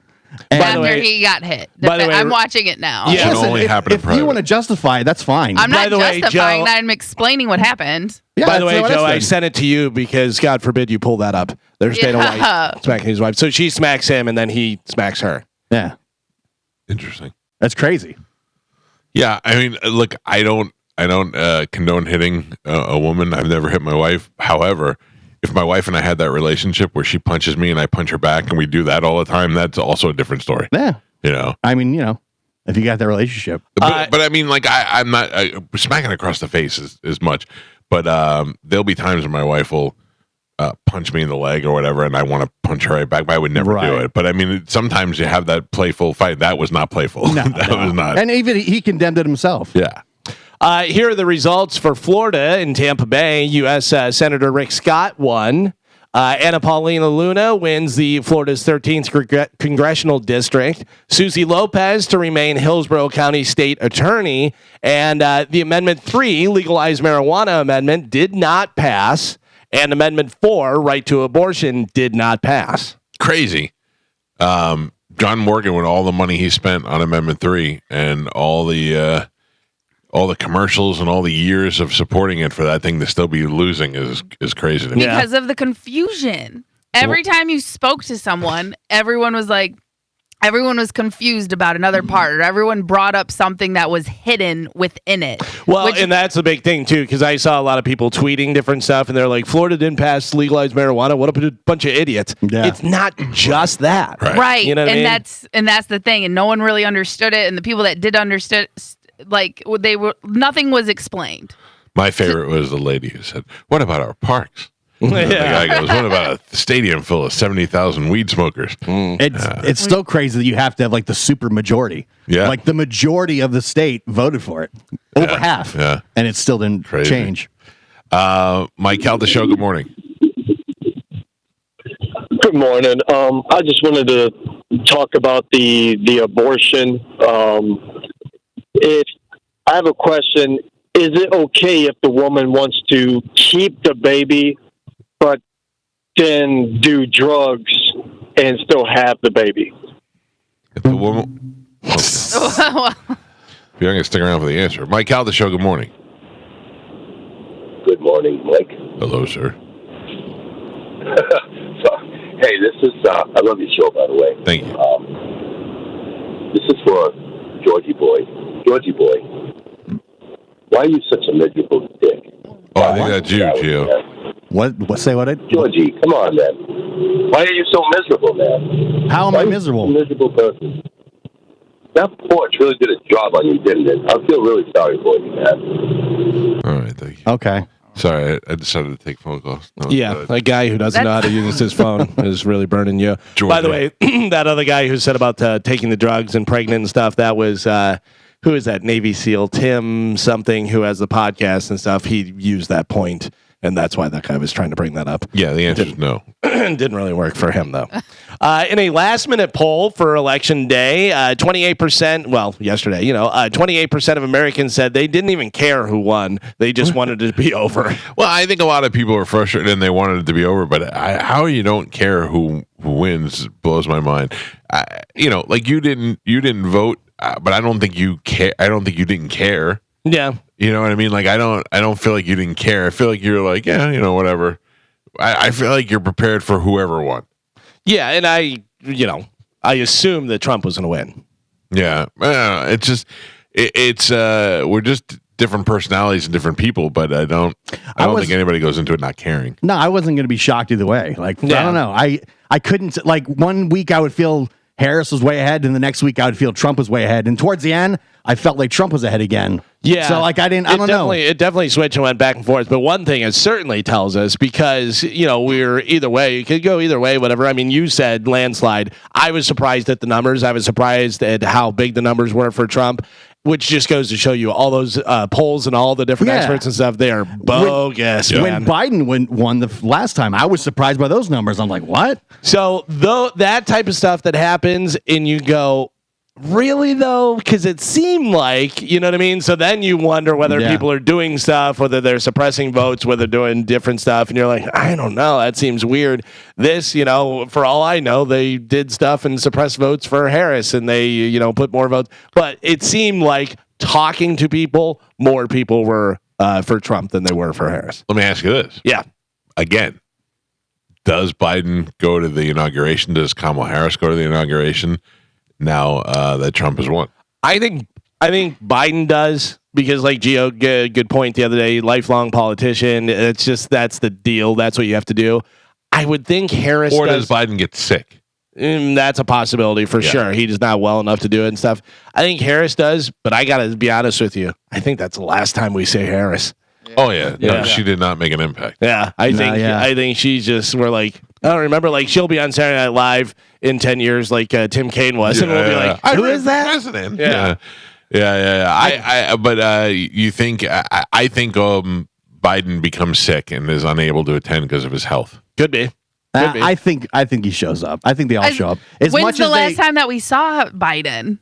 Like 2 days ago? Yeah, they've been showing him for the election, but I'm just saying, based on the fact that they wouldn't even shake hands before the debate and they wouldn't even look at each other. It's not like Trump went over to shake his hand either. No, I don't think Trump has any problem if he shows up or not. I think Trump snubs him and looks at him and does this. As much as they've dogged Trump about not the non-peaceful transfer of power, I think it would be completely hypocritical for them not to do that. I know. I just wonder if they're going to do it. Don't care. And they've never been hypocritical. No, but I'm saying like that was one of the biggest criticisms, and then that would just be, I think, they're career politicians. That's what they do. You know what I mean? Yeah. If you lost this bad, you want to start making goodwill. You may want to start, doing some stuff. But by the way, speaking of not showing up, did you see, I guess, with the Daily Show with Jon Stewart, that John Fetterman was supposed to be on there? Yeah. And like 30 seconds before, said no, he wasn't going on. Why? Because they were losing? Yeah. I assume so. Whatever. But Stewart went on the air and he goes, "You would think that we have all kind of stuff planned, that if a guest falls out, we have different things." He goes, but it's not like I'm just going to sit here and do nothing, and then just sits there and stares at the camera. And he goes, I had questions for him. Where do you get those hoodies? Where do you, but I mean, how dumb is that? I'm not going to show up now. Paul Rudd showed up at polling places in the Philly area, to hand out water and snacks to voters. It didn't work, Ant-Man. No. Do you know why he did that? Why? Because he was doing it in Philadelphia, and Jennifer Garner was doing it on FaceTime, and it was because they didn't want the people in line to leave the line. Right, yeah. If you're in line, you'll stay in line, and they'll give you the opportunity to vote. And Paul Rudd out there, it's just so embarrassing to me to look back at. I'm just stay in line, kids. Here's some water. Yeah. By the way, perfect day for it. Happy National Stress Awareness Day. Oh. Yeah, today is Happy National Stress Awareness Day. So I don't feel very stressed out today. No, I'm sure some people do. Oh, I'm sure a lot of people do. My wife isn't very happy today. I can guarantee you that. Yeah, she put her Facebook profile picture. Frowny face. Is a heart made out of the red, white, and blue stripes and stars. Oh, that seems like she's proud to be an American. I think she was bringing the love back to the country. The country's missing the love. Trump's bringing it back. Trump's bringing back cryptocurrency too. The cryptocurrency hit 74,304.42 on Tuesday night. The U.S. election results came in, of course. The coin increased by 7.09% throughout the evening. It had gone up 7.6% before they were close to nailing an outcome. Donald Trump has positioned himself as a pro-crypto candidate in recent weeks, and even launched his own coin. He has promised to make the U.S. Make America the crypto capital of the planet when he returns to the White House. Good. Yeah. I like it. It was going up. It was flying up last night. And then all of a sudden I looked at my portfolio and everything was going up. Once the New York Times said that he had a 90% chance of victory, everything just started flying up. And I was like, all right, well, this is a nice sign. Yeah. Good things to come. Going to be able to afford some groceries now. Mm-hmm. They say that being too sedentary has health risk. You hear that all the time. Feel if that you're way. sitting around, yeah. And according to a study, millennials now spend more than 60 hours per week sitting on their phones. Between long commutes, computer-based work days, spending spare time streaming content, or scrolling through social media. Yeah, some millennials not. Yeah, I'm not. I got to tell you, I got to move a little more too, man. I feel like I sit too much between this job and then I get off the air. And my wife and I like to sit in our little white chairs. Yeah, I feel like I sit too much. Yeah. I'm telling you, that's why I got that walking pad, because I'd go from here and then I'd go home to take a nap, watch TV, whatever throughout the day. And I realized I was standing up like maybe 2 hours a day. Yeah. Like it was. And then so I got that walking pad and I was like, well, if I'm just sitting here or laying here watching TV, I can at least get up and get some steps in. There's a big difference, though. It's not as comfortable to walk while you're watching TV, and I don't think I'm coordinated enough to walk on that little thing that you have. Well, but they do have ones with handrails, so it's Yeah. almost like a treadmill, but it's just. I have a treadmill. But here's the other thing, you may look at it and go, "Oh, this is ridiculous." You know those little pedal things that they have for old people and Yeah. stuff. Yeah. Just that amount of movement is helping. Yeah. Anything like that. They actually say people that bounce their legs. Oh, I'm bouncing right now. It actually helps because that's burning calories. That's doing stuff. That's circulating the blood and everything. Yeah, it's any little thing is helping. I'm such a leg bouncer that when I was in college, I used to bounce my leg during taking a test and stuff. And I remember the people behind me used to tap me on the shoulder all the time. And I'd be like, "Well, are they cheating?" And I go, "What?" They go, "Stop bouncing. You're bouncing the whole." My wife told me the other day I was bouncing the whole bleachers at the softball game. I don't know what that is. Yeah. A 71-year-old man in Oregon was riding his bike a while back when an ambulance crashed into him. But your lawsuit? If you're going to be hit by anything, probably an ambulance is the best, right? Because the get in the ambulance back. then rushed him to the hospital. Then they later billed him for that ride. Are you serious? So the ambulance hit the guy on his bike, put him in the back, took him to the hospital, and said, "By the way, you owe us for that hospital That's ride." funny. He is, of course, now suing them. Yeah, that's hilarious. You can't do that. That's not a good idea. A neuroscientist on Instagram says that live music engages our brains more than pre-recorded music, mainly because of its unpredictability. That's why we like to hear live music more than pre-recorded music. He said your brain loves this because not knowing what comes next is like a little treat. Oh, So you never know. They may, they're going to do this, or they switched it up. Or Got it. I got excited about this it. guy screwed it up, or whatever it may be. So. Is there a song that you always love the live version more than the original? I got to tell you, you want to, obviously Led Zeppelin, one of my favorite bands. The thing I loved about Led Zeppelin, and they did it so much live, was they would start this song, go into a different song in the middle, like a breakdown, and they go into one of their other songs, and then go back to the original song. I love that. Yeah. I love that. Anytime I listen to Queen, I listen to the Live Aid version. Oh, great. Or there's another one too, I think live from Wembley. Yeah. Also, because I think Freddie Mercury, he changes the vocals a little bit throughout the songs. Yeah. So anytime I say Queen, that's what I go for. Live versions. Over the recorded. Yeah, there's some live versions. Cheap Trick. Budokan. Budokan. But the live version is so different than the studio version. The studio version, you're like, this is doesn't even sound like the same song. I heard it at Hooters one time, and I was like, what? One of my all-time favorite albums, is Simon and Garfunkel live from Central Park. Oh, yeah. That's great. Really? Yes. That is so shocking to me, Georgie. I just listened to that all the time when I was young. And I don't know. I wonder, well, you said it now, like your parents listen to it? Or your A buddy mother of mine that I rode to school with in high school, he was a big Simon and Garfunkel fan, and he got me into it, and we would listen to that on the way to school. And it was that version, the live in Central Park version. So funny. And I know it. What do you like? What's the best Cheeseburger song? in Paradise? That's Jimmy Buffett. Kodachrome. Kodachrome. Yeah. Kodachrome's great. Yeah, I love it. Cheeseburger in Paradise. I don't know why I said Paradise. Burger guy, right? Yeah, you got it on your mind. Yeah. Right. Mrs. Robinson. Do you have? I want you to want me the studio version because that's so That weird. intro. So weird to hear that. I love that drum intro. Oh, it's great. But I'm saying the studio version is so completely different from Live at Budokan. I don't know if this is the studio version, but let's see. No. I want you to want me. No. That's a different band doing it. No, I don't know. I don't see it on here. I think I have it here. Let me see if I can send it to Carmen real quick here. Oh, wait. Hold on. Maybe this is it. Like you should have an accordion playing. Can I tell you that Cheap Trick, by the way, they're going to be at Hard Rock. Yeah. Cheap Trick, such a great live band. Sure. You know, I mean, they've been doing it for years and stuff, but they're just fun. They're cool. Great front man, great guitar player. Yeah. I mean, they really are a great band. If you've not seen Cheap Trick lately, you should go see them because they still I saw Frankie Valli's going to be there too. Oh, I know. Yeah. I know. I mean, he's got to be like 98 now. I have Jason Bonham Led Zeppelin evening is coming up in December. I have tickets for that. That'll be a lot of fun for sure. Cool. The Collins Dictionary. What? Not Collins. Yeah, I don't know Collins. Do we know that? The Collins Dictionary made what its word of the year? What do you think the word of the year for the Collins Dictionary? Riz. No, it's not. I can tell you, it's not a new word. Oh. It's a word that's been around for a long time, but was popularized by a album. Oh, I was gonna say bro because I get broed all the time by my kids. I get actually.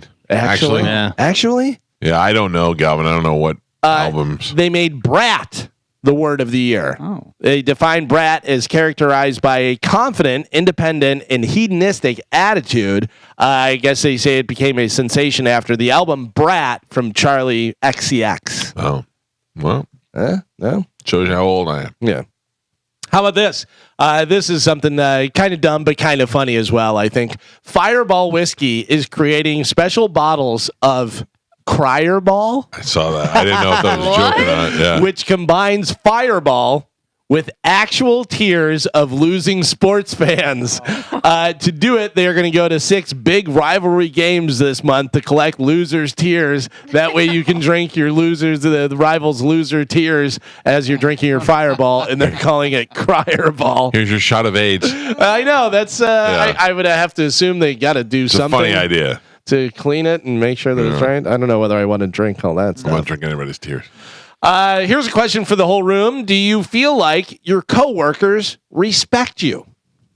I'm going to start this one off. All right. By saying no. No? Mike, do you feel like your coworkers respect you? Yeah. Yeah? All right. Gio? No? Carmen? Like, who doesn't respect you? Joe. Well. Oh, you mean all coworkers? I'm sure Carmen. there's some that I'm sure. No, I feel respected. Well, that's because you. Carmen?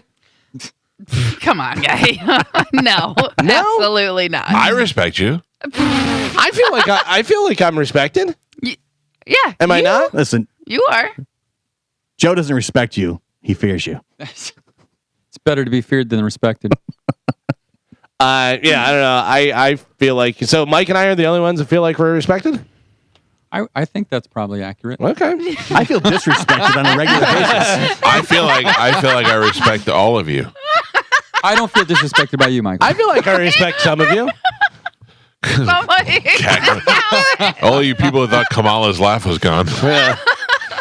The author of a book called The Mentally Strong Leader says whether you're a boss or an entry-level employee, there are 3 categories of things that you can do to gain people's respect at work. Give, resist, and exude. Okay. So they say give, be generous with your time and knowledge, praise other people's efforts, and take your time to offer good feedback and give other people your respect. Carmen, so give respect pay and give attention to this? respect. Yeah. Wait, well, I respect everybody. Robot Carmen. Resist. They say resist the temptation to gossip about coworkers. Oh, I'm out. I can't. Yeah, I'm out. Get out of here. I can't even. I'm guessing how old Monica still is. Yeah. And then exude professionalism, which includes not being late to stuff. Be open and honest and transparent. Exude confidence, collaborate, be accountable for your own mistakes. I feel like I'm respected. Yeah. And I feel like I respect my coworkers. Yeah. Yeah. Not all of them. No, But I the ones think that the ones on earn the show or deserve respect. I respect, but yeah. Do you respect Mo? Do I respect Mo? Yeah. I don't think I respect Mo. I like Mo, but I don't know whether respect is the good. What about Johnny Ballsack? Do I respect him? Yeah. Yeah, I respect his work ethic. Like he's out there putting it, trying hard, and Johnny not on the show last night. Oh yeah, on the election show. Why not? Was he I don't supposed know. to be? I don't know. I just assumed that. I assumed He said you don't respect him. me. I didn't put this together. He I said you joined. didn't come to his wedding. Didn't come to his No wedding. respect. I accepted an invitation to be on the show. I didn't put it together. I mean, JoJo yelled at me too. JoJo goes, I didn't get the invite to be on the show. I said, yeah, I didn't invite anybody. It wasn't Mike Calta's right. Whatever thing. Yeah, you hear that, right? that's the phones on Carmen's side. It is. But nothing's ringing over here. Really?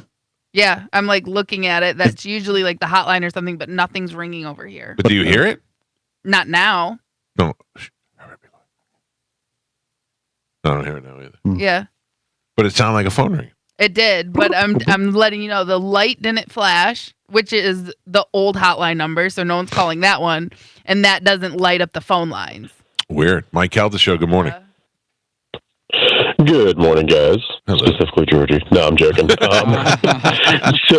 I just wanted to use your platform. Great show, by the way. I've listened to you guys for years. Thank you. I just wanted to say, despite who you voted for, this is going out to the public, not so much to you guys. Let's just show some civility today and just be kind. And regardless if you want to stick it to the libs or I'm just kidding. I'm just kidding. I'm just kidding. No, you're right. I mean, we all got to do this now. We're looking at the next 4 years of us all having to do this together. I agree with you. Absolutely, yeah. There's no left and right. We're all Americans at the end of the day, and let's just try to make the best of it that we can, regardless of who you voted for, and just be nice. Sir, you know what that inspires? You know what that inspires? USA, USA, USA. Gio didn't join in. Not American. Not American. Georgie. He's not American. Mike Calta Show. Good morning. Good morning. Hello, sir. I could not be happier with the results. I mean, we got the House, we got the Senate. Yep. I know why three failed because there was too much misinformation out there. 100%. 4 failed, and I'm glad about that. And I would love to tell you why. Okay. So having sex, there's a consequence. You might get pregnant. Okay, you might get a disease that could kill you, right? So it's a consequence of having sex. I don't believe getting pregnant gives a woman a right to murder a human being. If it has a brain, its own heart, its own soul, it is not her body. All right, it's a body inside of her body. Let me jump in for a second. Consequence of having sex. Let me jump in for a second because you're making a good point. What if that person is using protection and gets pregnant by accident? It's still a possibility. It's a possibility of having sex. So what if that person is 15 years old and they should now, and they do not have the there should be exceptions. The 4 was too extreme. So there are exceptions: rape, molestation. What if it's just what if it's just a 15-year-old who got pregnant by accident, was using protection and got pregnant by accident? You believe that she should now, in her financial state, have the baby. What is she going to do? What is a 15-year-old going to do with a baby? And how good is that for the baby? What kind of life is that baby? Sex. Yeah, but okay, so you want to punish? What if a girl gives me AIDS? Can I kill her? Can I kill her? Completely. There's nothing to do with the other thing. No, but if she gives you AIDS knowingly, that's illegal. Yeah.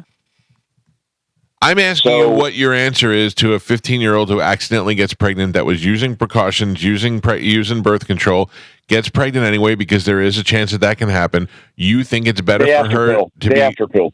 The day after pill. Okay, so it's okay to kill it in the day after, but not later on. It's not a human being at that point. When is it a human being? When it has its own brain, its own heart. When it can't survive outside the mother. Even when it has its own brain and its own heart. Look, it's not. You're not going to have all the answers. Getting pregnant is a consequence of having sex. Whether you're 15 using protection or whatever, you still know that having sex, you might get pregnant. Why are you mad at people? That should not give any woman the right to murder a human being. I feel like he should be talking to teenage girls. And a baby doesn't develop a brain or a heart until month 2. So Okay. All right. Yeah. And again, all I said was 4 was too extreme. Okay. I'm not completely against it. There are cases where it needs to be done.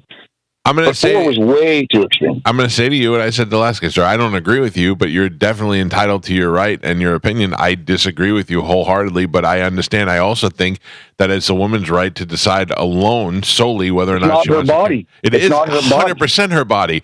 It is 100% her another body inside of her body. It's not her body. Inside her body. It is her decision solely. It's not her body. It's a body inside of her body. 100% her body that is housing that, and without her, that baby can't survive. Right, and it's her body that's creating that other body. Look, it's her body but that's it's already another body. If it's already another body, it's not her body. We disagree, sir. Let's just leave it at that because we're never going to change each other's mind, and I appreciate your opinion and your phone call. Love you guys. Love you, sir. Thank you, pal. I 100% disagree with that guy, but there's no changing some people's minds, and I'm not really interested in that.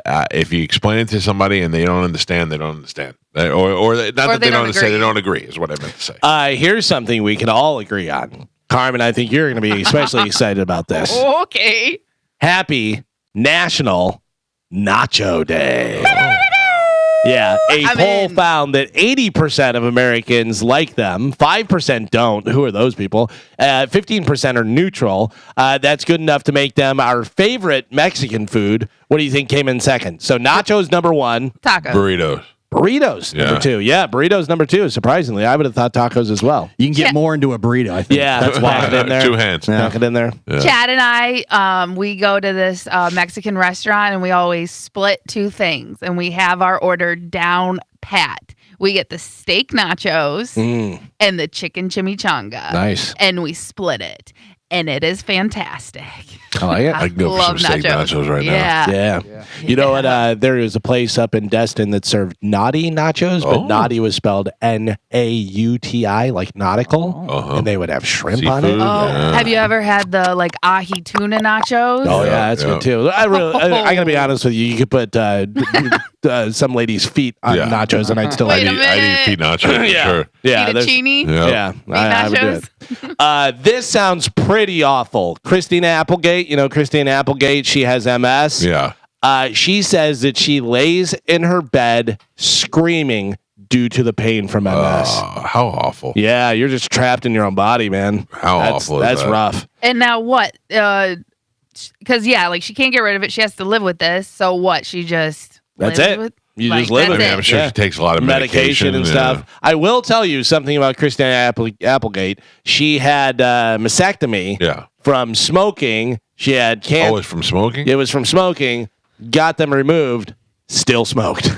Yeah, woof. You can't do that. You can't do that. That's how about this? Who do you think the next James Bond should be? They asked James Bond, Daniel Craig. They said Daniel Craig, who should be the next James Bond? Who do you think he said? Ooh.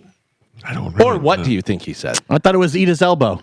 No, they talked about Edith Elbow, and then they talked about that guy from not Money Train, but whatever that was. Bullet Train. Bullet Train, yeah. That guy. I think Glenn Powell would be good. No. Very he is not he's too way American. too American. He can do the accent. He's good he and can do everything. the accent, and he's very handsome. He's not. Listen, I like him in a lot of stuff. Whatever, he is not James Bond. I agree. You don't know him. No, I know. I agree with Carmen. You don't know him. All right, well, you guys say Daniel. Who do you think Daniel Craig said though, or what did he say? Timothy Chalamet. Timothy Chalamet. No. Chris Hemsworth. Chris Hemsworth. No. Joe, any guesses? No. He actually said, I don't care. Nice. He was like, I was James Bond. I don't care who the next one is. Doesn't matter to me. He was good. I didn't think he would be good, great. and he was really good. He was great. I didn't think he looked like the part, so I didn't think he'd be good, but he was great. Which is funny because I thought the same thing, but actually in the books, he's blonde, blue eye. Yeah, James Bond. It's weird. Who's your favorite? I don't know whether I would say probably Daniel Craig, but I grew up on Roger Moore. Roger Moore was great. Yeah, Roger Moore was fantastic. And then going back and watching Sean Connery was great. I know you didn't like Timothy Dalton. Hated Timothy Dalton. Pierce Brosnan was, Hated Pierce Brosnan. but so spot on for it. Yeah. It was ridiculous. Yeah. Pierce Brosnan stunk. Timothy Dalton stunk. There was somebody else, wasn't there? Yeah, there was the guy that was wasn't he a football player or something? You mean the guy back during the Sean Connery days? Yeah. No, I'm not even talking about that. I thought there was somebody else after that. What was that guy's name? I forgot his name. Lazenby, George Lazenby. Yeah. Now, would you think that Taron Egerton, because he looks too much like a little boy. Yeah. but he was in that spy movie. And he plays a teenager. I don't like him. Right now, but I'm saying like later on, would that be kind of like full circle? Nope, don't like it. Okay. I think it needs to be a man's man. There was another one. David Niven played James Bond for one movie, I believe it was. Really? Just one, yeah. It was Casino Royale, the original, first one? I think, yeah. Okay. I think David Niven was in that. So Sean Connery, David Niven, George Lazenby, Roger Moore, Timothy Dalton, Pierce Brosnan, and You know Daniel the Craig. story, the Lazenby? Yeah. Where so good. Yeah. Never Say Never Again. Dueling James Bond movies coming out at the same time from different studios. Studios, yeah, that was wild. That's really good. I'm not a big James Bond fan. I love James Bond. I haven't seen any of the old ones. I've seen a couple of the Pierce Brosnan's ones and one one of the Daniel Craig ones. Oh, really? The Roger Moore ones were so cheeky. They were great. Yeah. I've seen every James Bond movie and go to the theater to see James Bond movies. I don't know. I just never really. I don't know. Mission Impossible always got Mission me to the Impossible, theater great. instead. Mission Impossible, great. By the way, when's that second part of that Dead Reckoning? Yeah, coming no out? kidding. I mean, Every it's been time- like 3 years. Every time I see something, I'm like, is this part 2? Yeah. Come on. The last time I saw, they were fighting on a train. Let's do this. Get it going. Dead Reckoning, Part 2, 2025. Oh. It is, what is the date? Does it have a date? I'm going to say January. Part 2. Because the other one just came out. No, it came out. It came out like May last year. 23rd, 2025. Oh, no, too far. Oh my God, he's got gray hair in it. Oh no. Yeah. Ethan? Yeah, but there's like they show him with gray hair there, but then not in the other thing. So I don't know whether Might this be is just disguise. somebody made it out. Yeah, it could be a disguise. Mike Calta Show. Good morning. Good morning. Hi. Hi. I was calling about the gentleman that had called your last caller about the abortion. Yeah, the guy who can never have an abortion. Right. Yeah. My answer to those people that are against abortion, as I always say, oh my God, you're a foster parent or an adoptive parent. When they say no, I tell them to mind their business because they're part of the problem, not part of the solution. And they never want to. They always want to be the first people to say, "Well, what's my tax money to pay for that abortion?" If you want to take care of that kid till it's 18 with your tax money, if that's a better choice for you, then do that. Go adopt the child. And if you're not going to foster or adopt a child, mind your business. Yeah, I'm with you, lady. I'm with you 100%. Thank I you. adopted a child, so shut up. You did. Finally, in news, Universal Music is suing a company that allegedly sells pirated music under misspelled versions of artist names. Oh, that's funny. Like Kendrick Lamar. Oh. Would you like to hear some Ariana Grande? Grande. Yeah. It's like when you buy a Halloween costume. Yeah, and exactly. It's just a different name. Carmen, I know you're a huge fan of Justin Bieber. Yeah, he's my favorite. Would you like to hear some music from La Lady Gaga? La lady. La Lady Gaga. Please don't send me the limp brisket meme today. You'd love to see that. No, please don't. Okay. I have seen it many times. Yeah. Well, there you go. That is it for news. All right, let me try and take some of these calls. Mike Calta Show, good morning. Me and my wife have actually adopted 3 children. Oh, he's So calling her back. answer. Gotcha. I don't believe you. Nailed it. Mike Calta Show, good morning. Hi, good morning, Mike, Galvin, Gia, everybody. This is Stephanie. I've talked to you guys many times before. I wanted to make a comment towards that gentleman who just called, the one who just called back. Sure. So I'm going to clarify this by saying, and I don't care that this is the first time I'm sharing this with the Tampa Bay audience. Uh-oh. Most people know I was adopted, but they don't know that after me, my biological mother had 4 abortions. Oh. And she said to me that she did everything she could to try and get rid of me so I should feel lucky to be alive. Even though knowing that, and even though being raised Catholic, I am pro-choice. Would I ever choose it for myself? No. But the thing is the reason men like that, are able to make comments the way that they can and vote the way that they can is because they have absolutely zero Like, they have nothing going against them if that woman actually has to have that child. Like, yes, you can go, you can go against that person for child support. You can try, but I have a friend whose ex owes her $60,000 worth of child support, and she'll never see a dime.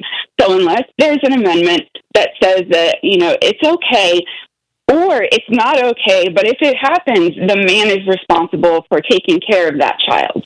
Yeah, I think there are some people, thank you for the call, I think there are some people that just are against abortion, and I understand that. I understand where that comes from, but I don't like the idea of killing a child either in its infant stages or, a little bit later on in the pregnancy. It's still not a good thing, and it's certainly not a good thing for the woman to go through either.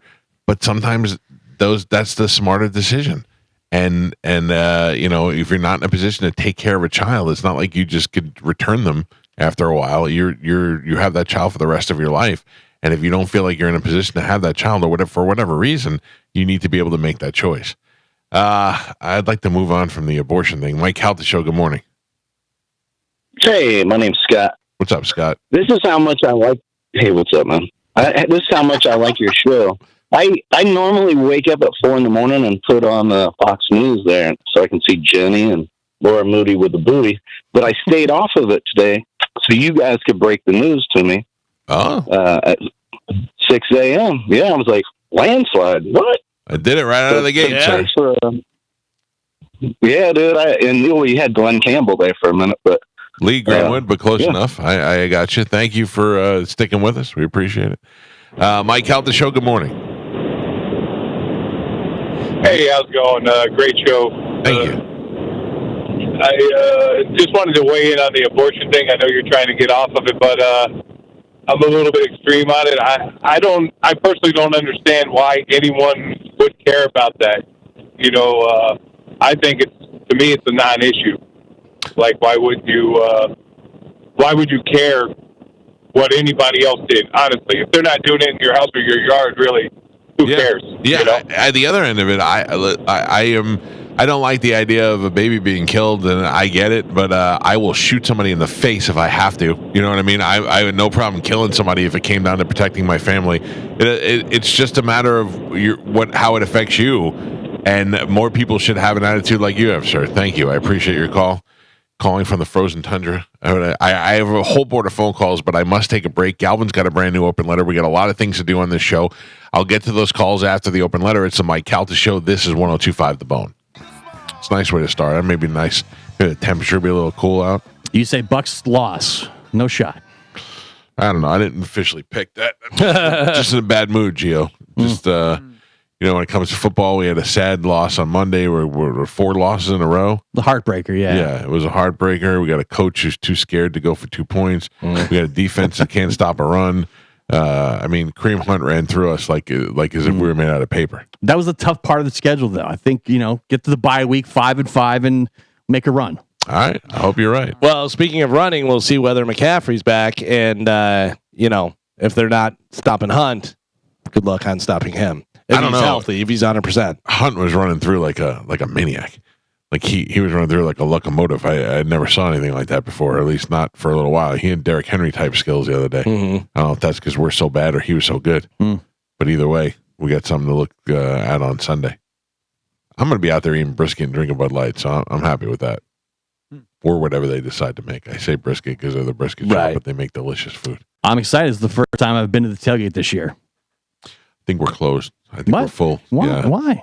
Because of Rough Shot Todd. Listen, I haven't talked to him yet, but I might be able to get you in his suite. I don't want to go in his suite. You love a suite. I don't want to go in. I don't want to have to sit next to Todd. I would rather not go to the game than sit next to Todd. I'm going to put in a good word. What kind of suite does he have? Like, why does he have a suite? What is his job? It's through his company. I forgot what he does. He's like does like web design. Ah, come on. What? I mean, we don't have a suite. What do we do?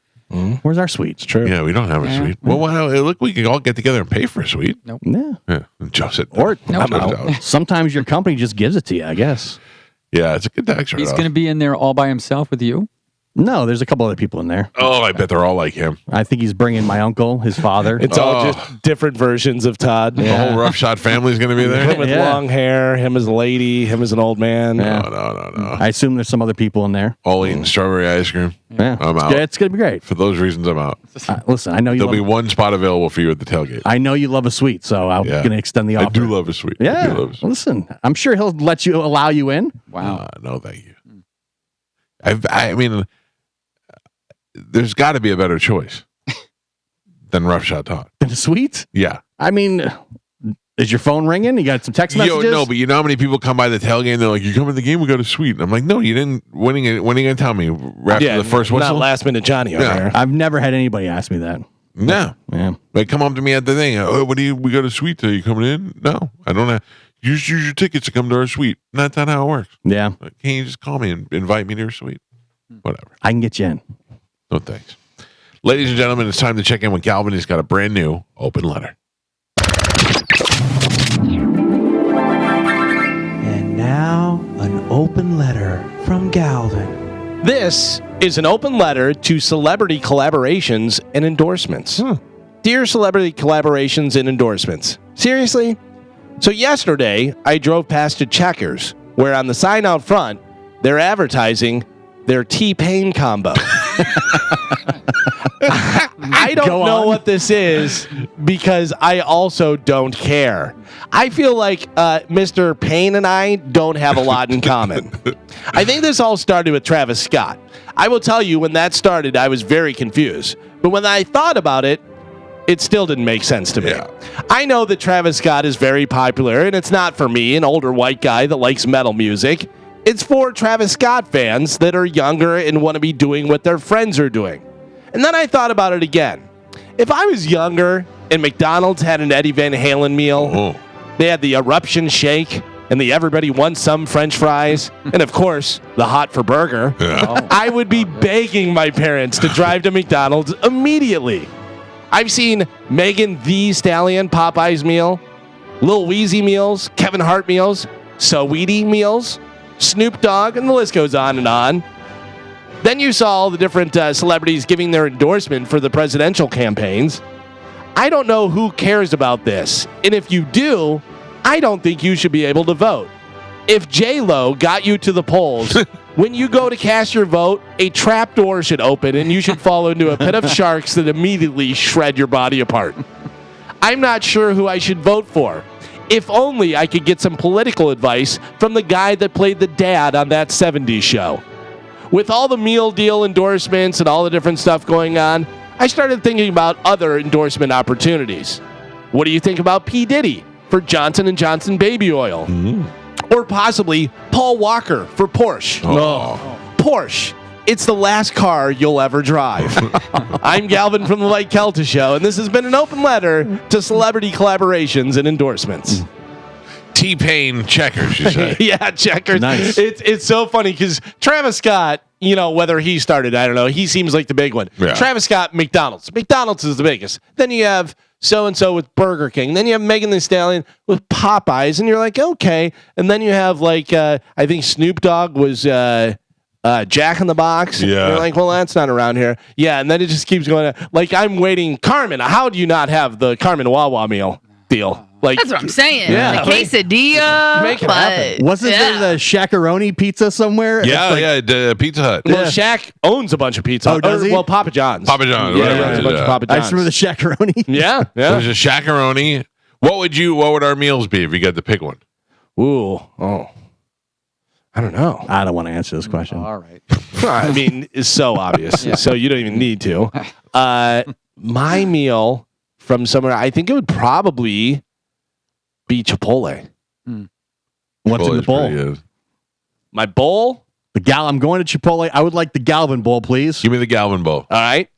Adobe chicken, double order, black beans, brown rice, onions, double pico de gallo, cheese, and the hot salsa on the side. Oh, Okay. Oh, and a little bit of lettuce. black beans, brown rice, very diverse. I like it. Yeah, I'm right. bringing the people together.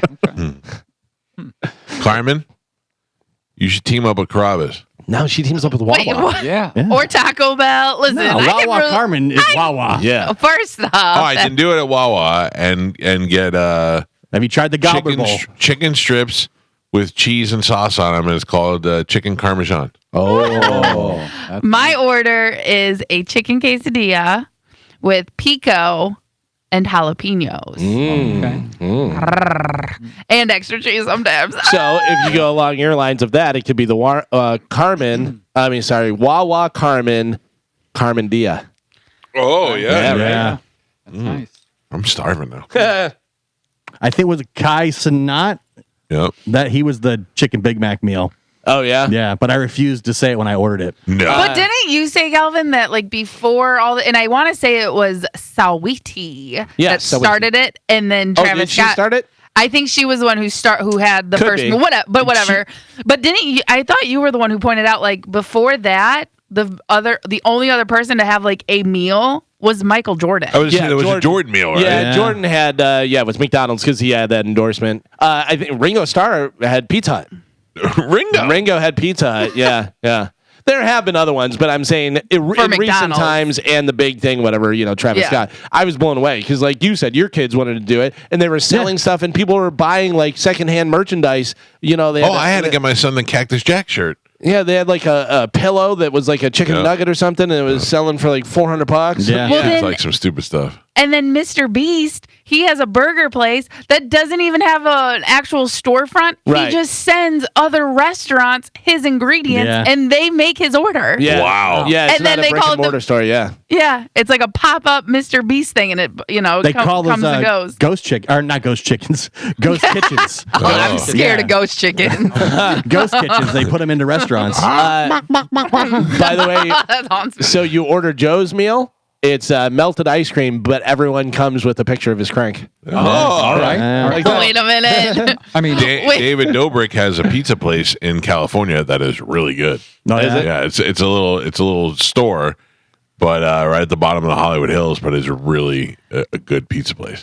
Yeah. There is a rum chata billboard that I pass no, now we're talking. every day, and every day I look at it, I'm like, why does that remind me of Joe? You know why? I know it takes me a minute, but then I'm like, oh yeah, well, it goes well with the dogs rolling because that would be my endorsement. Dogs rolling. yeah. dogs rolling. Dogs are It's rolling. got to be a dog with a little bit of cheese, some jalapeno on there. Okay, You know, okay.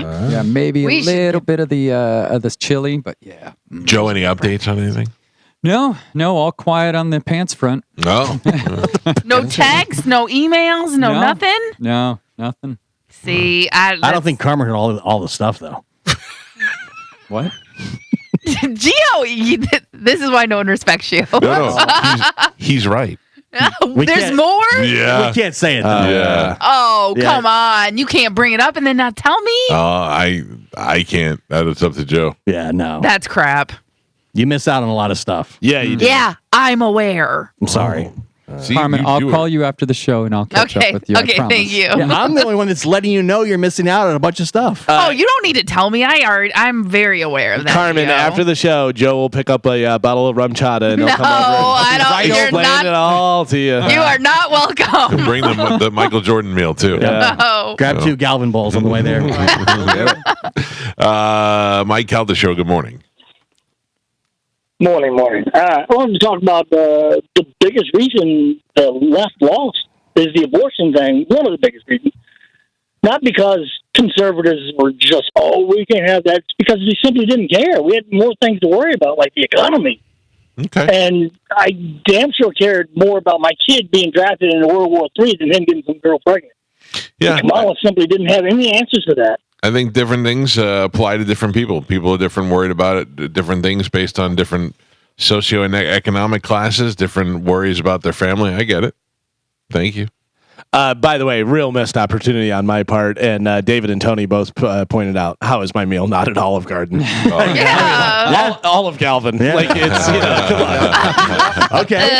I would like the Olive Galvin, please. What is that? You know what it is? Anything on the menu. Because it's all With a handful so of good. breadsticks. Yeah, it's all so good. One of each.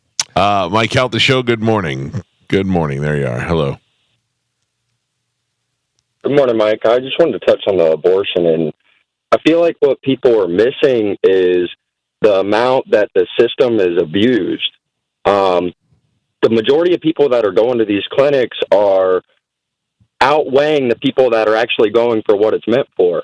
Last year, I worked in an abortion clinic for 4 different days, and it's not good when you have people coming in and the receptionists are calling them frequent flyers where they're visiting this place as much as you eat McGriddles. Sure, there's going to be there's going to be people who abuse the system, sir. That happens all the time. What did you do at the abortion clinic? I'm a tradesman, so I was just there working. But to see the amount of people that, I probably saw 40 or 50 people come in within those 4 days, and the receptionist told me only 2 or 3 of those were there for an actual reason and needed this to be done. The other ones have been there 4, 5, 6 times, and to me, someone that I never really ever paid attention to abortion until I worked there at that place. And to see the amount of abuse that was going on, I mean, we're killing kids. What are you saying is no abuse? Good reason because we're not having. Well, what are you saying is abuse? Who is abusing? We have a lot of systems in place. I'm asking you a question. We have a lot of systems in place. I'm asking you a question. Who is being abused? You're saying the abuse of the system. What is being abused? When people are going there because they have had unprotected sex and made bad decisions. But how do you know? How do you know why they're there? How do you know how they ended up there? Again, when you're there and you've built a rapport with the receptionist and she's calling people frequent flyers. Yeah, but what if that frequent flyer is being raped by someone in their house and they're being forced to go there? How do you know that's not the case? And now you're calling this person a frequent flyer when they're actually getting abused behind closed doors and they're just doing what they need to do to survive. The system that they've designed and the option that they gave us in the amendment, they could have done something better. I just feel like the system is way more abused than what it was actually meant for. I have no problem with what it was meant for, but when we have all these resources for protection and all that stuff, and we're going out to the club at night. To be honest with you, I don't believe anything you're saying. I don't believe that that there are women that are having 40 and 50 abortions or whatever you were saying there. I don't believe that you have any insight as to why they're there in the first place, nor should you. And I just don't buy it, sir. I'm sorry. Mike Calta, yes, Carmen. I would say something I learned from friends. On the condom box, it literally says condoms only work 97% of the time. Yeah, I got guys that escape. I'm sure in the 4 days this guy said he was there, he was yucking it up with the receptionist. Yeah. Hey, lady. Let me give you all the information about all these people. Mike Calta Show, good morning. Hey, good morning, Mike. Can we change up? Thanks. What happened? All right. I'm not really sure what just happened. Mike Calta Show, hello. Good morning, hello. Is that me? Yes, sir. Hi, good morning. Hello. I was just wanted to talk about something that. Can you hear me? Yes. Hello? I was just wondering. I can't deal with it. Yeah, phone calls are good. I mean, of all days, this would be a day where we should be able to take phone calls and talk to people about things that are on their mind, whether people are happy or frustrated. They want to talk about amendments that passed or didn't pass. Today would be the day to do it. But you goddamn it, if you're on hold and somebody says hello, yes, it's you that they're talking to. I can tell you too, if you wanted to have a show that is going to get a lot of phone calls and going to get ratings and stuff, and it might not be interesting, but it will definitely have a lot of phone calls and stuff, just say, hey, anybody want to talk about abortion? Oh, yeah. Oh, this is what I think about it. Calling all experts. Yeah. It's never going to change, and it's always been that way. Yeah. You know? Yeah. Oh, all right. Let's take a break. When we come back, I'll make the decision then whether or not we're taking calls. It's the Mike Calta Show. It's 102.5 The Bone. I'm freezing in here, Michael. Thank you, Jay. Old man. Yeah. Well, yeah. Burning bones over here. You don't count. I got your old man thin skin going on. Ooh, losing weight. Oh, Losing man. weight. Can that be it? Yeah, absolutely. I'm never going to survive the winter, Galvin. Oh, man. Yeah, you lose all your layers, your hibernation My layers. blubber. All of a sudden, you're like, ooh, it's chilly in here. Chilly. Yeah. That certainly is a thing. Like, you know, my feet are going to shrink. Mm-hmm. I will take your phone calls, 800-771-1025. I don't know if you've heard, but Donald Trump won the election. Yeah, how about yesterday. And Yeah, I think these next couple of days are going to be very interesting. It'll be interesting to see how it all plays out, the inauguration, the whole deal. Do we know anybody that's having a meltdown right now? Like anybody that's that we know personally that is like losing their mind? I know my mother-in-law is probably having a party. She's probably up on the roof. I know. My mother-in-law loves Trump. Yeah, she loves Trump. Has stand up cardboard cutout of Trump in her home. all right. Yeah, no. You don't know how much. Literally got my son a Make America Great Again hat. Gave him a picture of Donald Trump for his birthday. Yeah, did he love that? He went, okay. I have seen some people on social media that I would say are melting down. I have seen some friends of mine who seem disappointed. I have a friend who lives in Hawaii, and she is very liberal, and she's like, well, it is what it is. And Hawaii's not even part of America. Yeah. Of course it is. God, it's a state. It's not. You're thinking of Puerto Rico. That's not connected either. No, but seriously, she's said that she's disappointed, but she's not like bitching about it. I think people are handling it fairly well. I think both sides were prepared to be disappointed, even only one side, was. When I think about people losing their minds and stuff, especially like Democratic, I always think of that girl with the glasses on with the hat. Just Did you see somebody photoshopped Mark Cuban's face onto her body? He was screaming. Did you see them doing the what's the news lady that has the short hair and the glasses? What is her name? The one that said, if you get the shot, you can't get COVID and blah, blah, blah, and all that. Rachel Maddow? Maddow. Yeah. They did the deep fake, and it's his face on her, and it's unbelievable how much they look like. I also saw the meme this morning of Kamala Harris sitting down in the octagon and Joe Rogan's interviewing her when she just got knocked out. I also saw one of Harris with, she's now going to start her OnlyFans. They had her bent over the desk in the Oval Office. Oh, hey now. It's wild. Mike Calta Show, good morning. Good morning. How you doing? I'm doing well. How are you guys today? Pretty good. What's happening? I'm just calling to let y'all know. I live in Oklahoma, but I travel for work. So I'm actually in New Mexico right now. Right. But I listen to you on the app, and I watch the YouTube channel. Good man. And I wanted to change the mood a little bit and get away from the abortion stuff and just tell y'all I love the show.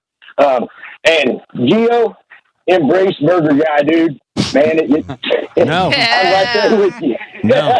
I believe if you're the life, man. Thank you, sir. I appreciate you listening in the call. How about this?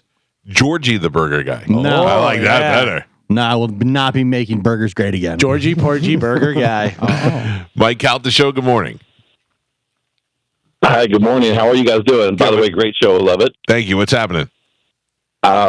What I was wanting to talk about was why is it in Florida that I feel like we're handcuffed? Because now I guess in 2008, we made it so that we have to have a 60% majority. Yes. Rick Scott won his election by 33,000 votes in the last election. So a simple majority elects officials, but we have to have 60% in order to pass amendments. In order to change the Constitution, we have to have a supermajority, and that went back to what did we say, Jeb Bush? Yeah, I think 06 or 08. Yeah, and that is why. Can we not change that? I don't know. I don't know. I mean, what? The funny thing is, seems like something that should be changed. The funny thing is, when that when that amendment was passed, it was prior to, and it only passed by like 52%. Oh, that's funny. That's funny. Well, which is bullcrap. Yeah. Yeah, I don't know, sir. Especially when it comes to something like the marijuana and how ridiculous that is that the rest of the country is. We're not even falling in line with the rest of the country. So I don't know what'll happen from that. I think like Carmen likes to say, you follow the money. Once the money gets in there and the money starts becoming, it makes it a different thing. It's not about the pot anymore. It's about the money. I think they'll redo the bill and then it'll be back in the ballot again, like they did last time. Yeah, it'll come back around. Mike Calta Show. Good morning. Morning, Mike. How you doing? Good. What's happening? Good, buddy. I just want to say a couple of quick things. One, I think it's kind of hypocritical of her not giving the concession speech. I know that she's evidently she's going to do it, eventually today. Yeah. I think she should have done it yesterday. And I like to look at both sides. I was looking at Fox, obviously, because I am a Trump supporter, and I did vote for Trump yesterday. And I also looked at the CNN, last night. with we got that one guy. Same. I watch you it had too. him on your show. Is it, talking about the guy with the silver hair? I forgot his name. Anderson Cooper was on. John King was on. Yeah, and it just made it. They just made it sound like the world is over. Yeah. And it's really something else, and there was one white dude that was on there.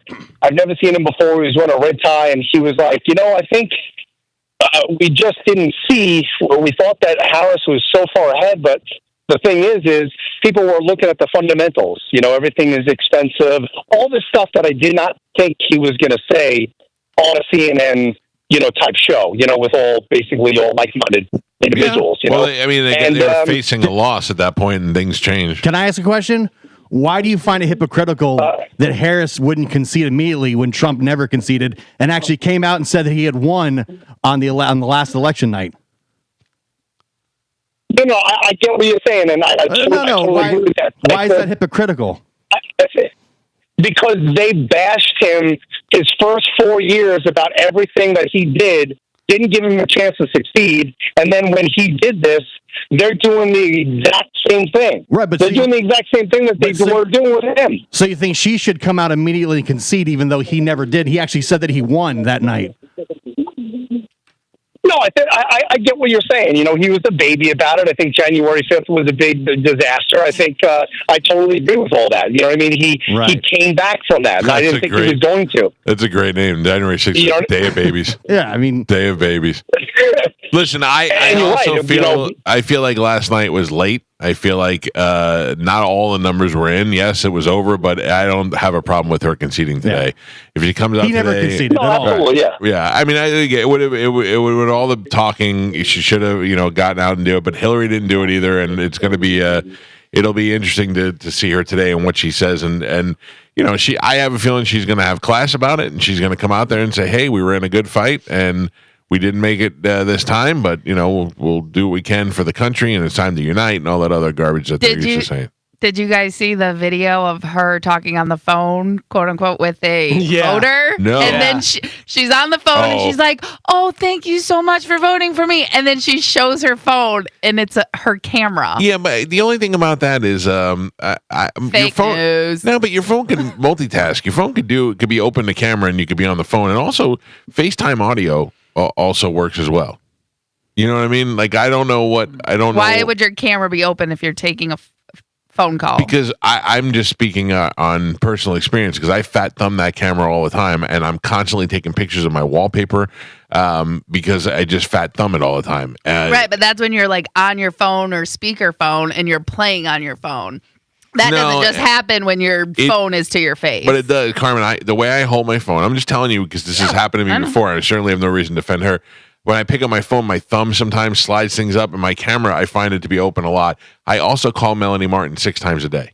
Yeah, I'm constantly calling her. I don't even know why. She's not even at the top of my favorites list, but my phone constantly calls her. I think I just fat thumb it. You butt dial me more than you and I have ever actually had a real phone conversation. How do you know? Maybe you should just give in and take my call one day. I answer your call every single time. His butt really wants to talk to you. That's what Melanie texts me. She goes, your ass really wants to talk to me today. I go, oh, sorry. Mike Calta Show, good morning. Yes, I was calling just about the Amendment 4 from earlier. I know you don't want to talk about it much, but the thing is that I know a couple of girls in my life that I know, not, cousins and people like that, cousins and stepsisters and stuff. After they did their abortion later on in life, now they're dealing with depression. So you got to remember that aspect too. It's a hard decision to make if you're a woman. Now enter the government trying to tell you what to do as well. No, I get it, and I voted no, but I'm pro-life, but I also but I agree with the exceptions. But for them to use it as birth control, that's where it's I'm hoping that they explain this to the women that later on in life you could have certain things that go on in your head and stuff. But also, I'm just playing devil's advocate here. Think about the women who have like postpartum stress disorder. So then you get depressed for having a baby. So it goes both ways. You can be depressed for getting rid of it. You can get depressed when you have it. Again, those are decisions and things that you have to deal with personally. But these are also decisions on whether or not to have an abortion. The argument is whether or not to let somebody else tell you whether or not you can have an abortion. That's where the argument happens. But a big thing also is you can try and explain to them all the time, but with their smaller brain, they're not going to be able to understand. That's not true. That's science. That's science. I thought about getting on the air this morning, Alvin, and be like, of course a woman lost. I think like as a joke, but I knew people would lose their minds. Mike Calta Show, hello. Hey, Mike, how you doing? Good, sir. What's happening? Good. I agree with you 100% on Amendment 4. I voted for it, and I'm sorry it didn't pass. No. But let's flip it around a little bit. Let's say that two people have a one-night stand, and she accidentally gets pregnant and decides to keep the baby and have it. Should the father of that child be able to say, I don't want to be a parent, I don't want to be held hostage for 18 years paying child support? Should he be able to terminate his parental responsibility just as she can by herself? You know what I'm saying? No, because without her, she can't have that baby, cannot be carried, and it cannot be born. She is the main person in the situation. Now, at the same time, I will tell you also 100% that especially in the state of Florida, the father's rights are the worst. There is you have no right as a father to that child. You are at the mercy of the mother in all aspects of it, and I do find that to be very unfair. And I'm not talking about the birthing of the child, but I'm talking about the rights to be a father to that child. It is certainly unfair, and especially in this state. And I'm sure there's a lot of people that are listening to this show that have been affected by it one way or another. And it is a good answer to the situation. But no, at the end of the day, it is the woman who has that final decision. Well, right. But what I'm saying is she has the right by herself to be able to say, I don't want to be a mother. If the father says, okay, look, you can have the kid, that's fine. It's up to you. But I don't want to be involved in this child's life, and I don't want to pay child support for 18 years. You can have it if you want, but it's going to be all on you. There are plenty of guys. I mean, shouldn't he have this? Right. And I'm not saying that's a good thing. Obviously, No, I agree. Ideally. I know what you're saying, and that goes back to the father not having any right and any ability to be to do that. It doesn't. The father isn't the one that has to carry that baby. The father isn't the one that has to let it grow inside and create that relationship with it. I understand that. Afterwards, he should have the right to terminate his relationship, and he does. He's still going to have to technically pay for it, but he can terminate the relationship all he wants and not be a father. And plenty of people are doing that in this country, and it's not going to help. It's just not equal. It's not equal. She can say that she doesn't want to be a parent, but he can't say that. He can say it, but neither is the process. He can say it. He doesn't have to be a father. He's going to have to pay for that baby because right. Well, she can sue him for some child support, honey. Thank you. Appreciate the call, sir. Did you hear that whistle? Yeah. It is a sticky situation. I mean, it really is. It's not good for anybody. I don't want to sit here sounding like I'm like, nah, just kill the baby. I don't like it either, but I don't think that somebody else should tell you what to do. Mike Calta Show, good morning. Hello, y'all. Hello, y'all. This is Fritz. I just want to say nobody has the right to tell a woman what she can do with her own body. Thank you, Fritz. That is actually, there was going to be a but. I'm sure there was. I got to tell you, that may be the first time I've heard that, and he was the guy that came up with it. I feel like T-shirt. Fritz is a chronic caller to another show. I think Johnny B's show. I feel like I've been around where somebody goes, oh, that's just Fritz. I had a few different people text me yesterday with meme stuff that they wrote as like their own, and I'm like, I just didn't answer. I was just like, what? Come on. You got to stop. So clever. Yeah. That'd be a good meme. Mike Calta Show, hello. Hi, this is Erica. Hi, Erica. Oh, sorry, I'm a little out of breath. I'm on my walking pad while I'm calling you guys. Yeah, walking pad. Yeah. I just wanted to say, Hey, a guy that called a couple of calls ago saying, I hope they, explain that women can have depression after getting abortion. I feel like that's half the problem. You're mansplaining to women that they could be depressed or how they should do it. I mean, anything can cause depression these days, but I don't think it's a man's job to explain to us what we could feel, if we decide to make that choice. Yeah, but what I don't think you understand. I don't think what? Calvin, no. All right. Okay. You don't get it because of your smaller brain. I do think. All right. I do think one of the things that you would do if you were pregnant, hopefully, that is talk to the person that you have the relationship with that got you pregnant, or and really talk everything out at that point. It didn't need to be mansplained to you, but it should be. You should look at all your options. You should look at the future and see how it's going to go, and then make a decision after that. You would hope, but have you seen those videos of online? And obviously, these could totally be fake, but it's, hey, guy from Tennessee on the night of, just to let you know, you're a father. Because it was like a one-night stand, and they don't have contact, and they can't get a hold of that person. I did not see that, Carmen. That's the trend that does not hit my face. I understand it. I know what you're saying. Yeah. But, or it's guy in Ireland at whatever bar, But, yeah. But that does happen. But that's a consequence, like the guy was saying earlier, that an adult has to pay for having a promiscuous sex life. Yeah, and I mean those are girls that have the children. You know what I mean? That's why they're making those videos. But again, should they be forced to have that child if they don't want it? I just hope now that the election's over, my algorithm goes back to food reviews and midgets getting kicked in the nuts. Oh, yeah. That'd be nice. You got at least another month. I always wonder what it'd be like one day if we get off the show and the guard calls and says, I got a guest here for you. And I go, okay, let him in. And I go and I answer the door, and it's a 20-something-year-old kid, and he's like, hey, you Mike? And he's like, hey, do you remember a girl named Sheila from wherever? And I'm like, oh, Sheila, yeah, I do kind of remember that. And he's like, Sheila's my mom, you're my dad. It's like, oh, that would be so weird. I would be so happy and so sad at the same time. Like, you get a kid, but then you're like, I'm sorry that I wasn't there for your whole life. I mean, it's not your fault.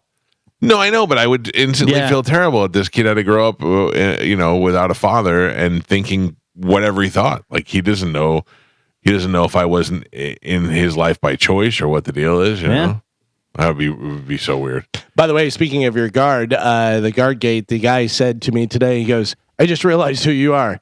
And I go, oh, yeah. And he goes, yeah, there's a lot of people that come through here like Rashad White and this and that, whatever. And I go, yeah, we're the same. Yeah. Elite athletes.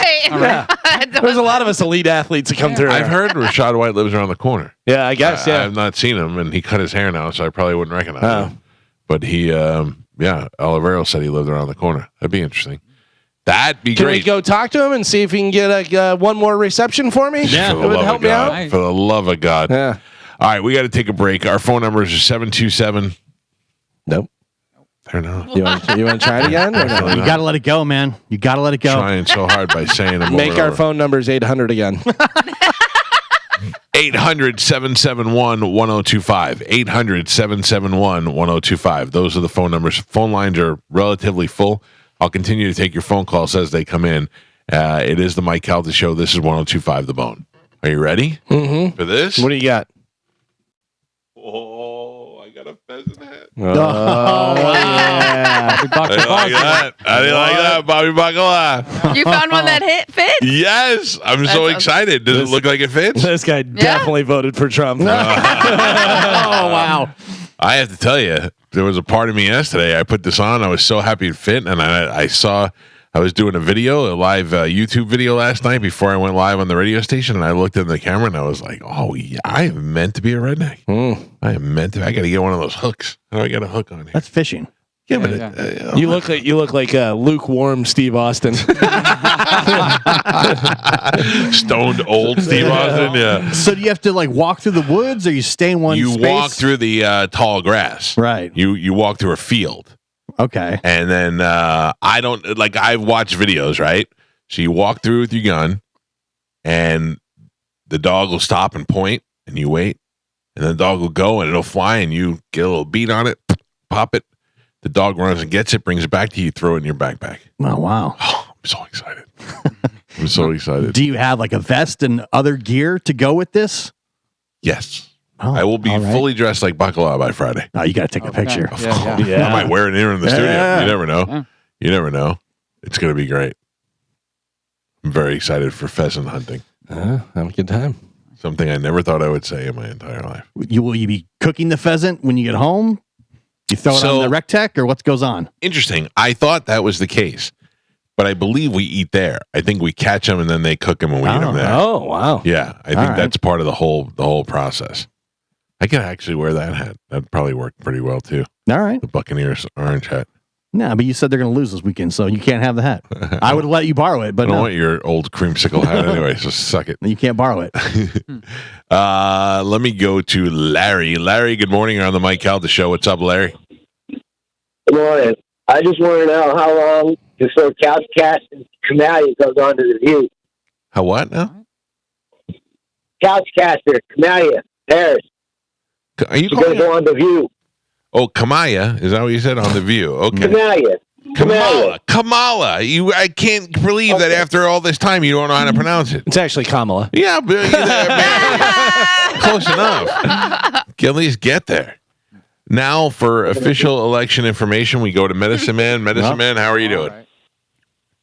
I'm doing okay. I got a little bit of gas, but I did vote for Trump. You voted for Trump? Yes. Okay. Of course I did. And where were you on the amendments? Amendment 3, I put yes anyway, because it's confusing, because some dispensary says yes, some dispensaries I see signs says no, and it's outside their places. Yeah, you're actually right about it confuses the hell out of people. What was it about? People should just what was it about Trump that made you vote for him? Because I voted for him back in 2016. And remember, we was at that commercial telling everybody go blank themselves. But he sounds pretty cool for president. All right. Well, look, he's more appealing, you know. You should be very happy today, then. Yeah. All right. Thank you. He offers very little to the election. Carissa, good morning. You're on the Mike Calta Show. Good morning, Mike. How are you guys all? Everyone doing good? Good. What's happening? I just want to say, I'm actually kind of excited to bring up one. I stayed up way too late. Me too. I'm so exhausted. I'm so exhausted, and I'm cold, and I feel like I'm an old man today. But go ahead. I'm sorry. You happy or not happy? You're good. Yeah, no, I'm happy across the board. Mm-hmm. I'm actually just like, I think it's crazy because I've been all up and down the party lines. I'm only 34, so only since 2008. But I honestly didn't expect to see what we did see last night. I couldn't stop watching. Yeah. And it kind of actually took me by surprise. But I know a lot of people today, and even though I have different opinions on certain things than you guys, I still love all of you. Well, I seriously really do enjoy your show. Thank you. I think everybody should look positive too. And guess what? In 4 more years, everybody gets a whole new set of candidates. I know. You get fresh blood. Listen, I voted for Trump, but I mean, also you have the idea that the guy is a little bit on the edge, and he is a lame duck president. So there's things he can do and not have any consequences for it. So it'll be interesting to watch. But yeah, it's true. It's the way our system goes. Another 4 years, you'll be able to make that decision on your own and find out if it's J.D. Vance or somebody else that you want to vote for, and see if there's an emerging Democrat. Hopefully a fresh pool of candidates. Yeah. But it is what it is, and at the end of the day, I was mentally preparing myself that today my life didn't end no matter who won. Exactly. That's what got everybody into a mess, I think, and such more division. And I don't know. Let's all move on. But you guys have a great day. Yeah, that's it. You too. Thank you for the call, Pumpkin. I appreciate it. Yeah, that's a pretty good mindset to have. You'll be fine. Things will be fine.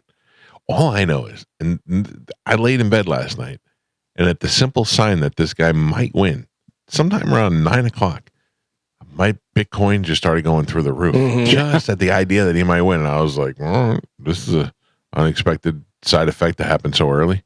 I wish I knew how that worked, or why it goes, or why I move. I have no idea. Well, the blockchain and this and that. He is a guy who has been president and said that he believes in cryptocurrency. Yeah. So he right said away, he wanted U.S. to be the leader in the planet. Yeah. of crypto. So yeah, I don't even know if that's good or bad. Did he really say planet? Because if he said planet, that means he believes in interplanetary things. Yeah, I'm almost positive he said planet. That was the thing that.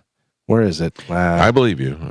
If Elon's face opened up like the thing and like Men in Black, Yeah. was an alien, I wouldn't be surprised. I wouldn't be surprised. I'd be like, oh, okay. But he seems to have a treaty with Trump, so we should be okay there. He's probably going to be on the cabinet. Yeah. Some type of position in the administration. This will never happen. Does Biden pardon Trump and pardon his son? No, he definitely tries to pardon his son. You why think would he, so? Yeah, and why would he pardon Trump? To try and get the country back to where it focused on what it needs to be. No, he doesn't. I don't know. I don't think he pardons his son. You don't talk about my son. That was the other son, but I get it. Yeah. Trump's just going to pardon himself.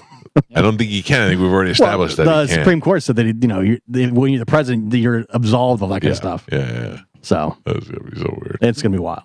And he probably said, "Hey Vance, I'm going to make you my VP. Then I'm going to make you president. And then when you become president, you pardon me. Give me the old dollars for biscuits." Yeah. They were saying like the VP thing is not the way to go because I can think it's only happened like twice where the VP became president. George Bush. Yeah. Because even Biden, he skipped a term, then came back. Lyndon B. Johnson. Yeah. Yeah. What do you mean? The vice president became the... Yeah. Well, you had Gerald Ford. I said I think there's only that was also 2 or 3. Because of different circumstances. Right, but I'm trying to think of my lifetime. I'm not challenging it. I'm trying to think. It's where the vice president ran right after they ran right from their... So term. in my lifetime, you had Ford, then you had Carter, and then Carter had was beat by Reagan. Then Reagan had 2 terms, and then carried to George W. Bush. George W. Bush was a 1-termer, and then Bill Clinton came in. I have it right. And then Al Gore. Well, I'm trying to see if I can remember. Then Al Gore lost, and then after Al Gore was the torch has never been passed when the VP runs right out of term. That's not true. That's not true. No, and it's happened like a couple times. All right. Well, it happened in Reagan and Bush in our lifetime. I'm trying to see if there's anybody else, and it did not happen with Obama and Biden. All right, what do you got? So it says of 15 vice presidents who went on to become president, 8 succeeded to office on the death of a president, and 4 of these were later elected president. Only so it doesn't 4. even Only 4, and it doesn't even say right after. But we said with Biden, there was a time in between. I heard one of the stats was like all the VPs that have run right after the term with their they were on the ticket, they never win. Interesting. That's very interesting. Like Biden, he waited a term, then got in there. I don't know what the future holds for Jan Stans Vance. Yeah. Well, we'll see. Mike Calta Show, good morning. Good morning. Hello. Hello. Hi. I just wanted to say I'm not going to talk about politics, but when you were talking just a little while ago about being cold, and then I think Galvin said, "And your shoe size is going to shrink." Yeah. So my son, who's 21 now, he went on a weight loss journey when he was a teenager, and he lost 150 pounds. And that was one of the biggest things. His feet went down 3 sizes. Oh, man. He used to wear a size 15. Now he wears a size 12. Oh. Yeah, we were talking about a guy the other day that was in that movie Varsity Blues. Billy Bob. Yeah, he had lost a bunch of weight, and he said he lost like a half inch of height because he had fat on the bottom of his feet. Now, see, it's the opposite with my son. Everybody thinks my son has grown because he's so tall. He looks so Skinny. tall and slim. Yeah. He's still 6 foot tall. He's still 6 foot tall like he has been. But when he weighed over 300 pounds, he didn't look as tall as he looks at 150 pounds. Wow, good for him, man. That's a tough thing to do. Good for him. Yeah, and he did it. He did it all. He changed the way that he ate, and he started working out every single day. Good for him and That's his it. tiny feet. But yeah. Appreciate the call, Punkin. Thank you. Mike Calta Show, good morning. Hi, I think I got this abortion thing all figured out for you guys. You're welcome in advance. Go ahead, sir. So, well, just a thought, because I've heard you say over the years, what gives men the right? You don't have a baby, you're not going to adopt it. What do you have a right to have an opinion on it, right? I said that today. So here's my thought. No, I understand, but I'm just saying I've heard it, and I've always kind of been conflicted as to how to answer that, and I figured it out today. I don't own pit bulls. I won't adopt pit bulls. But if I had the right to vote on dog fighting rings, I would not vote for dogs. You know what I mean? That bothers me because animals are being tortured. The abortion bothers me because children are being... You got to see the difference in that. You're talking about two dogs that are pit against each other for sport so that other people can make money off it. And I mean, that's the ridiculous comparison. I know what you're saying. You don't want to see something get hurt. You don't want to see a life taken away. As a Christian, I don't want to see I do think it is comparable. If you give me the option to vote, I'm going to vote my conscience, which is I don't want abortions in the 30th month. If you make it 15 weeks or fix the law, I understand there's a need for it, but I don't like it being up to 9 months free, celebrated. I don't like that. It was rare and celebrating. But my question to you is, as a Christian and somebody who's against abortion because of your religious views, what are you doing for that child after it's born to a family that doesn't want it or puts it up for adoption or lets it go do whatever it does or doesn't pay attention to it and grows up really without a parent because that parent was too young to have kids in the first place? As a Christian, what are you doing for that kid then? I'm not doing a whole lot because there's personal accountability, just like the dog fighting ring owners. They need to be accountable for their dogs. You're talking about a 15-year-old kid that's caught in a cycle of the same thing. It was born to a mother who was probably too young to have her, wasn't a good parent. Now that kid doesn't know what it's like, looking for love, finds a boyfriend, thinks this is it, gets knocked up by that boyfriend, thinks it's going to love that baby, you can give it the love that she didn't get, and all of a sudden that baby's now being raised by a 15-year-old girl destined to be on drugs and be out on the streets. Not in every case, but it happens probably more often than you'd want to know about. And I also think I think the more it's used is, and like a friend of mine, and I know it's anecdotal evidence, a friend of mine got his girlfriend pregnant. She was 6 months pregnant. They got in a fight. She got an abortion. That was her 8th abortion. That's insane. I don't look at it as your thing. I look at it as my thing, that it can't just be go down and take a pill or get a baby ripped out. And I just don't see that as being... I don't. Again, they gave me an option. They said, "We want your vote on this," and that's what I voted. And I don't want to see kids get hurt. But also, I'd like to see people take personal accountability and prevent that from happening. And I'd like to point out that I do respect that opinion. I don't want you to think because I disagree with you that you don't have the right or to vote or have that opinion. I don't agree with you, and I don't think neither one of us can be swayed. But that doesn't mean anything. And I agree with you. Understood. Mike, and I would just like to point out what this guy said. He looks at it from his point, not your point. Right. And again, that's your right. That's what you're voting on. That is the whole point of the democracy. But again, America. But again, that is part of the problem. You're looking at it from only your point. Yeah, I mean, again, that's your right. The most good for the most people. That's what the decision is supposed to be. I just want to make sure we didn't solve abortion today. He pretty said close. he did. We still got another 40 minutes. Yeah, he said he had it figured out. Yeah. Well, I didn't agree with that analogy of comparing it to dog fighting. I think for some reason guys get mad at the idea that somebody is using abortion as birth control. And I get that, especially if you don't, taking it from the point of view of the baby.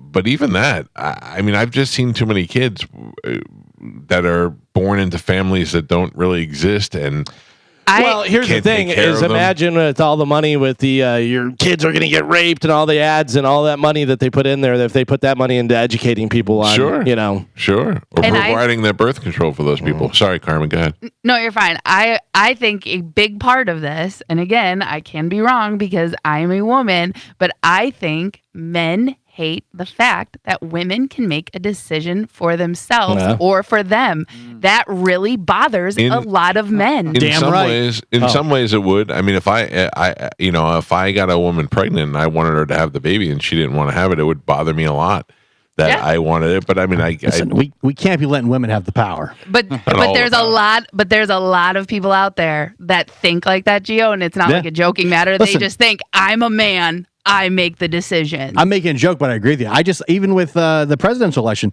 I think there's a large portion of people that still just won't vote for Kamala because she's a woman. Yeah. Like, that's simple. Like, that's still out there. That that didn't enter my mind. Yeah, but I mean, I think there's a lot of people that just won't. I was very proud in my generation that Barack Obama became the first black president, and I look forward to seeing the woman president, a woman of color president, an Asian president. I don't care who it is, as long as it's somebody to do the job. I don't think a lot. I mean, I'm sure that is out there. Yeah. But I was hearing Jamie Kennedy talk about it this morning, and he was like, "Who cares if it's a man or a woman?" I'm not, I don't think it's big enough to sway an entire election, but I still think that exists. Yes, and I think Michelle Wolf, she actually has a good joke about that. She's like, during the last election or with Hillary, it was the big campaign was all the little girls know that they could one day have a chance. And it's like, I'm pretty sure America is the only country that doesn't know it's possible for a woman to be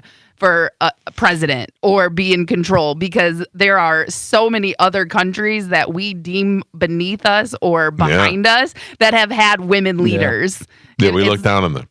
You know what? Never mind. I'm out. You and Galvin said it starts with their brains. No, I'm just kidding. Science. Smaller brains. It's not real. Back to making mashed potatoes. Good morning. Hello. Yeah, I'm going to explain abortion to you. Hello. Good morning. Hello? Hi. Oh, there you go. Hello.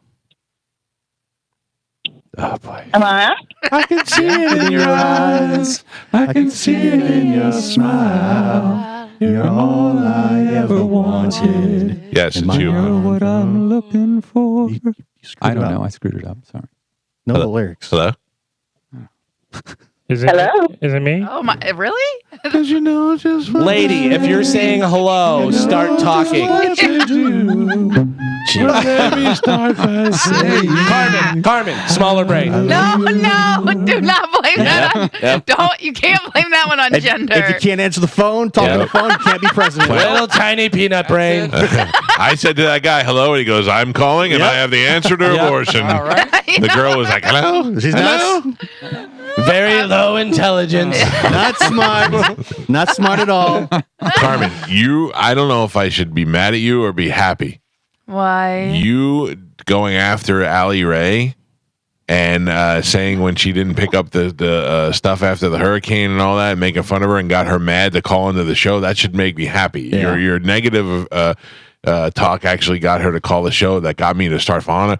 It was mainly Gio, but okay. Whatever. I mean, she was really mad at you. Yeah. She made the video chiming back at you. Yeah. Sandy Carmen. Yeah. Yeah. I just got to tell you that I've been watching a lot of her videos lately, and she is super sexy. I think when we had her on, I was more interested in her yelling at you, but I didn't really pay attention. But Minya, she's hot. Nice. She could be president. Definitely not. Oh. Yeah. I watch her videos. She can be maybe Secretary of Denim Jeans. She's got some body, and I like the fact that she's a little bit older, and she's still very she's pretty, but there's something just super sexy about her. You ever see that about a chick? Oh yeah. Where you're like, there's a chick who's okay looking, not okay, like she's pretty, but she's super sexy. So thirsty over here. Jeez. I know. What does that mean? Ooh, text me. Oh, I don't want to. I'm talking about you. Call me. That's you. I believe she's married and has children. As am I. No, I'm Come saying. keep me warm. I'm cold. Send me a video. I'll shoot a pheasant for you today. Don't call me this weekend. I'm going hunting. Thirsty. Oh my God. Can't even make observations on this show.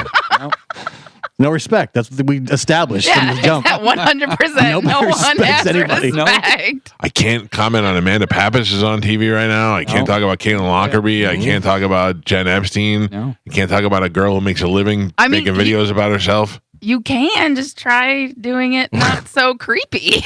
How is that creepy? I was just saying that she is pretty and that I find her to be sexy.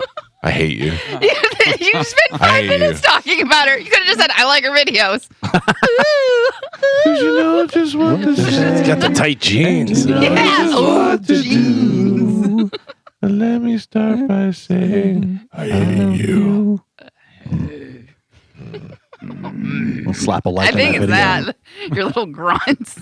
You know who should really, honestly, I know we just elected a president, but you know who should be the next president? No. Barron Trump. Oh, he is freakishly tall. Yeah. He looks like the spaceship from Close Encounters. Yeah, The aliens he got can on the dunk. spaceship. It was awkward. Yeah. He's so tall. 6'9" or something. 6'9". Yeah. He's like just towering over everybody on the stage. Very tall. Yeah. Yeah. And he's 18. He's only 18. Easy. You're so thirsty. No, I just looked up his thing, but I'm saying 6'9". Did he play like any sports or anything? No, he's very coordinated and he's already rich. Yeah. By the way, because Ivanka put out a video of her working out. Did anyone see that? No. Oh, okay. I would like to.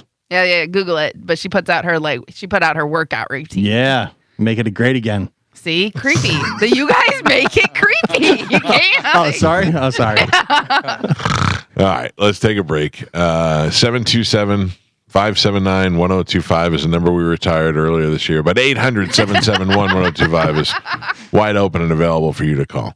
It's the Mike Calta Show. This is 1025 The Bone. I got a meeting today at 3 o'clock. Yeah. With Bert.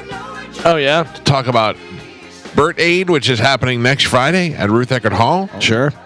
And some other possibilities that might be surrounding Bert Aid. That's all I can say about that. I may have some news for you later on in the week. Okay.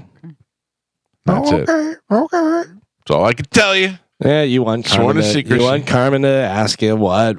Tell us what. What are your meetings? Please tell us more. Listen, I'm really sick of this running around game with you and I have, Mike. Just tell me. Well, Why like the do way you berated me last time and called me thirsty, among other things. I didn't even call you thirsty. That Gio was did. Gio. You made Georgie say it. So again, once again, I get blamed for what someone else says, and you believe it. And then you want me to sit here and beg you to tell me about your boring meetings? If it was good, you would tell us, because you can't keep a secret. So, are we doing it? Yeah, cool. That's how the meeting's gonna go. Wow. I had your meeting for you. Carmen's not invited. And somebody's very angry the way the election went. Oh, really? Yeah. Come on, guys. That one's got you all bent today? No, I'm just, man, let's go. No, I'm tired. I woke up at 3 o'clock, and then I looked at my phone because I was like, oh, let me see if the results are in. And I've been up since 3 because I couldn't go back to bed because I started scrolling and I just had that immediate, Yeah, that's awful. just screen burst. Yeah. So I'm just a little, right now, technically in my time schedule, I'm getting home or I'm taking my car nap before work. Car nap? Oh. What do you do there? Well, it seems self-explanatory, but I'm saying, where do you do? You go to the other job? Well, sometimes when I have to work in the office, they give me a 2-hour grace period to either go to the gym or before I basically have to go back to work because they know I'm coming from here. Right. So usually I go to the gym and I power through it. But there has been some days adjusting to the new schedule where I'm I just need to close my eyes for 20, 30 minutes. Carmen, I take a car nap. You're living my life now. Oh, No, listen, you and Gio are the same. I car nap all the time. Burger Girl. Yeah. Listen, and I'm not living your life because I did this before when I was living in Plant City and going to school here in St. Pete. And I had, and I was doing these long days. Car naps are great. Yeah, car naps are perfect. And they're good because you can't get comfortable enough to go to sleep. You're wrong about that. Well, yeah, you can. Yeah. I can't. I'm saying I close my eyes and I set my alarm. I got 2 words for you. Ready? Yeah. Seat heat. Oh. You put that seat heat on. I'm I eat a Taco Bell burrito. Yeah, and then I put my seat heat. Oh, I think it stinks so bad. Yeah, you've definitely farted into the seat heat before. First off, we've been over this. I'm Mexican. Taco Bell and Mexican food does not affect me the way it affects you. Oh, I'm sorry. Mm-hmm. Yeah. I guarantee this has been said in your car. Yeah. It's been, and then you go, car nap. Yeah. You want to hear something even grosser than that? So I have a process in which I take a shower. I have 2 shower heads. I have 3 shower heads, and I turn the one on, and I aim it at the wall, and then I turn the other 2 on. Aim it at the window. The other 3 on, sorry, and I aim them at the wall. 3 to different shower spots. heads. So there's must be nice. Yeah, it's 1, 2, 3. Yeah, it's 3. So anyway, I aim them all at the little seat area so that when I get in the shower, it's all hot and steamed up, and I could sit on the little seat and not be cold because it's tile, right? So the other day I got in the shower, and my shower has a roof on it. It has it's like a little room. And I went in there and I turned the corner and I farted in the shower. Oh, steam farts are disgusting. Well, it traps it. Yeah, it not only traps it, but it permeated my skin.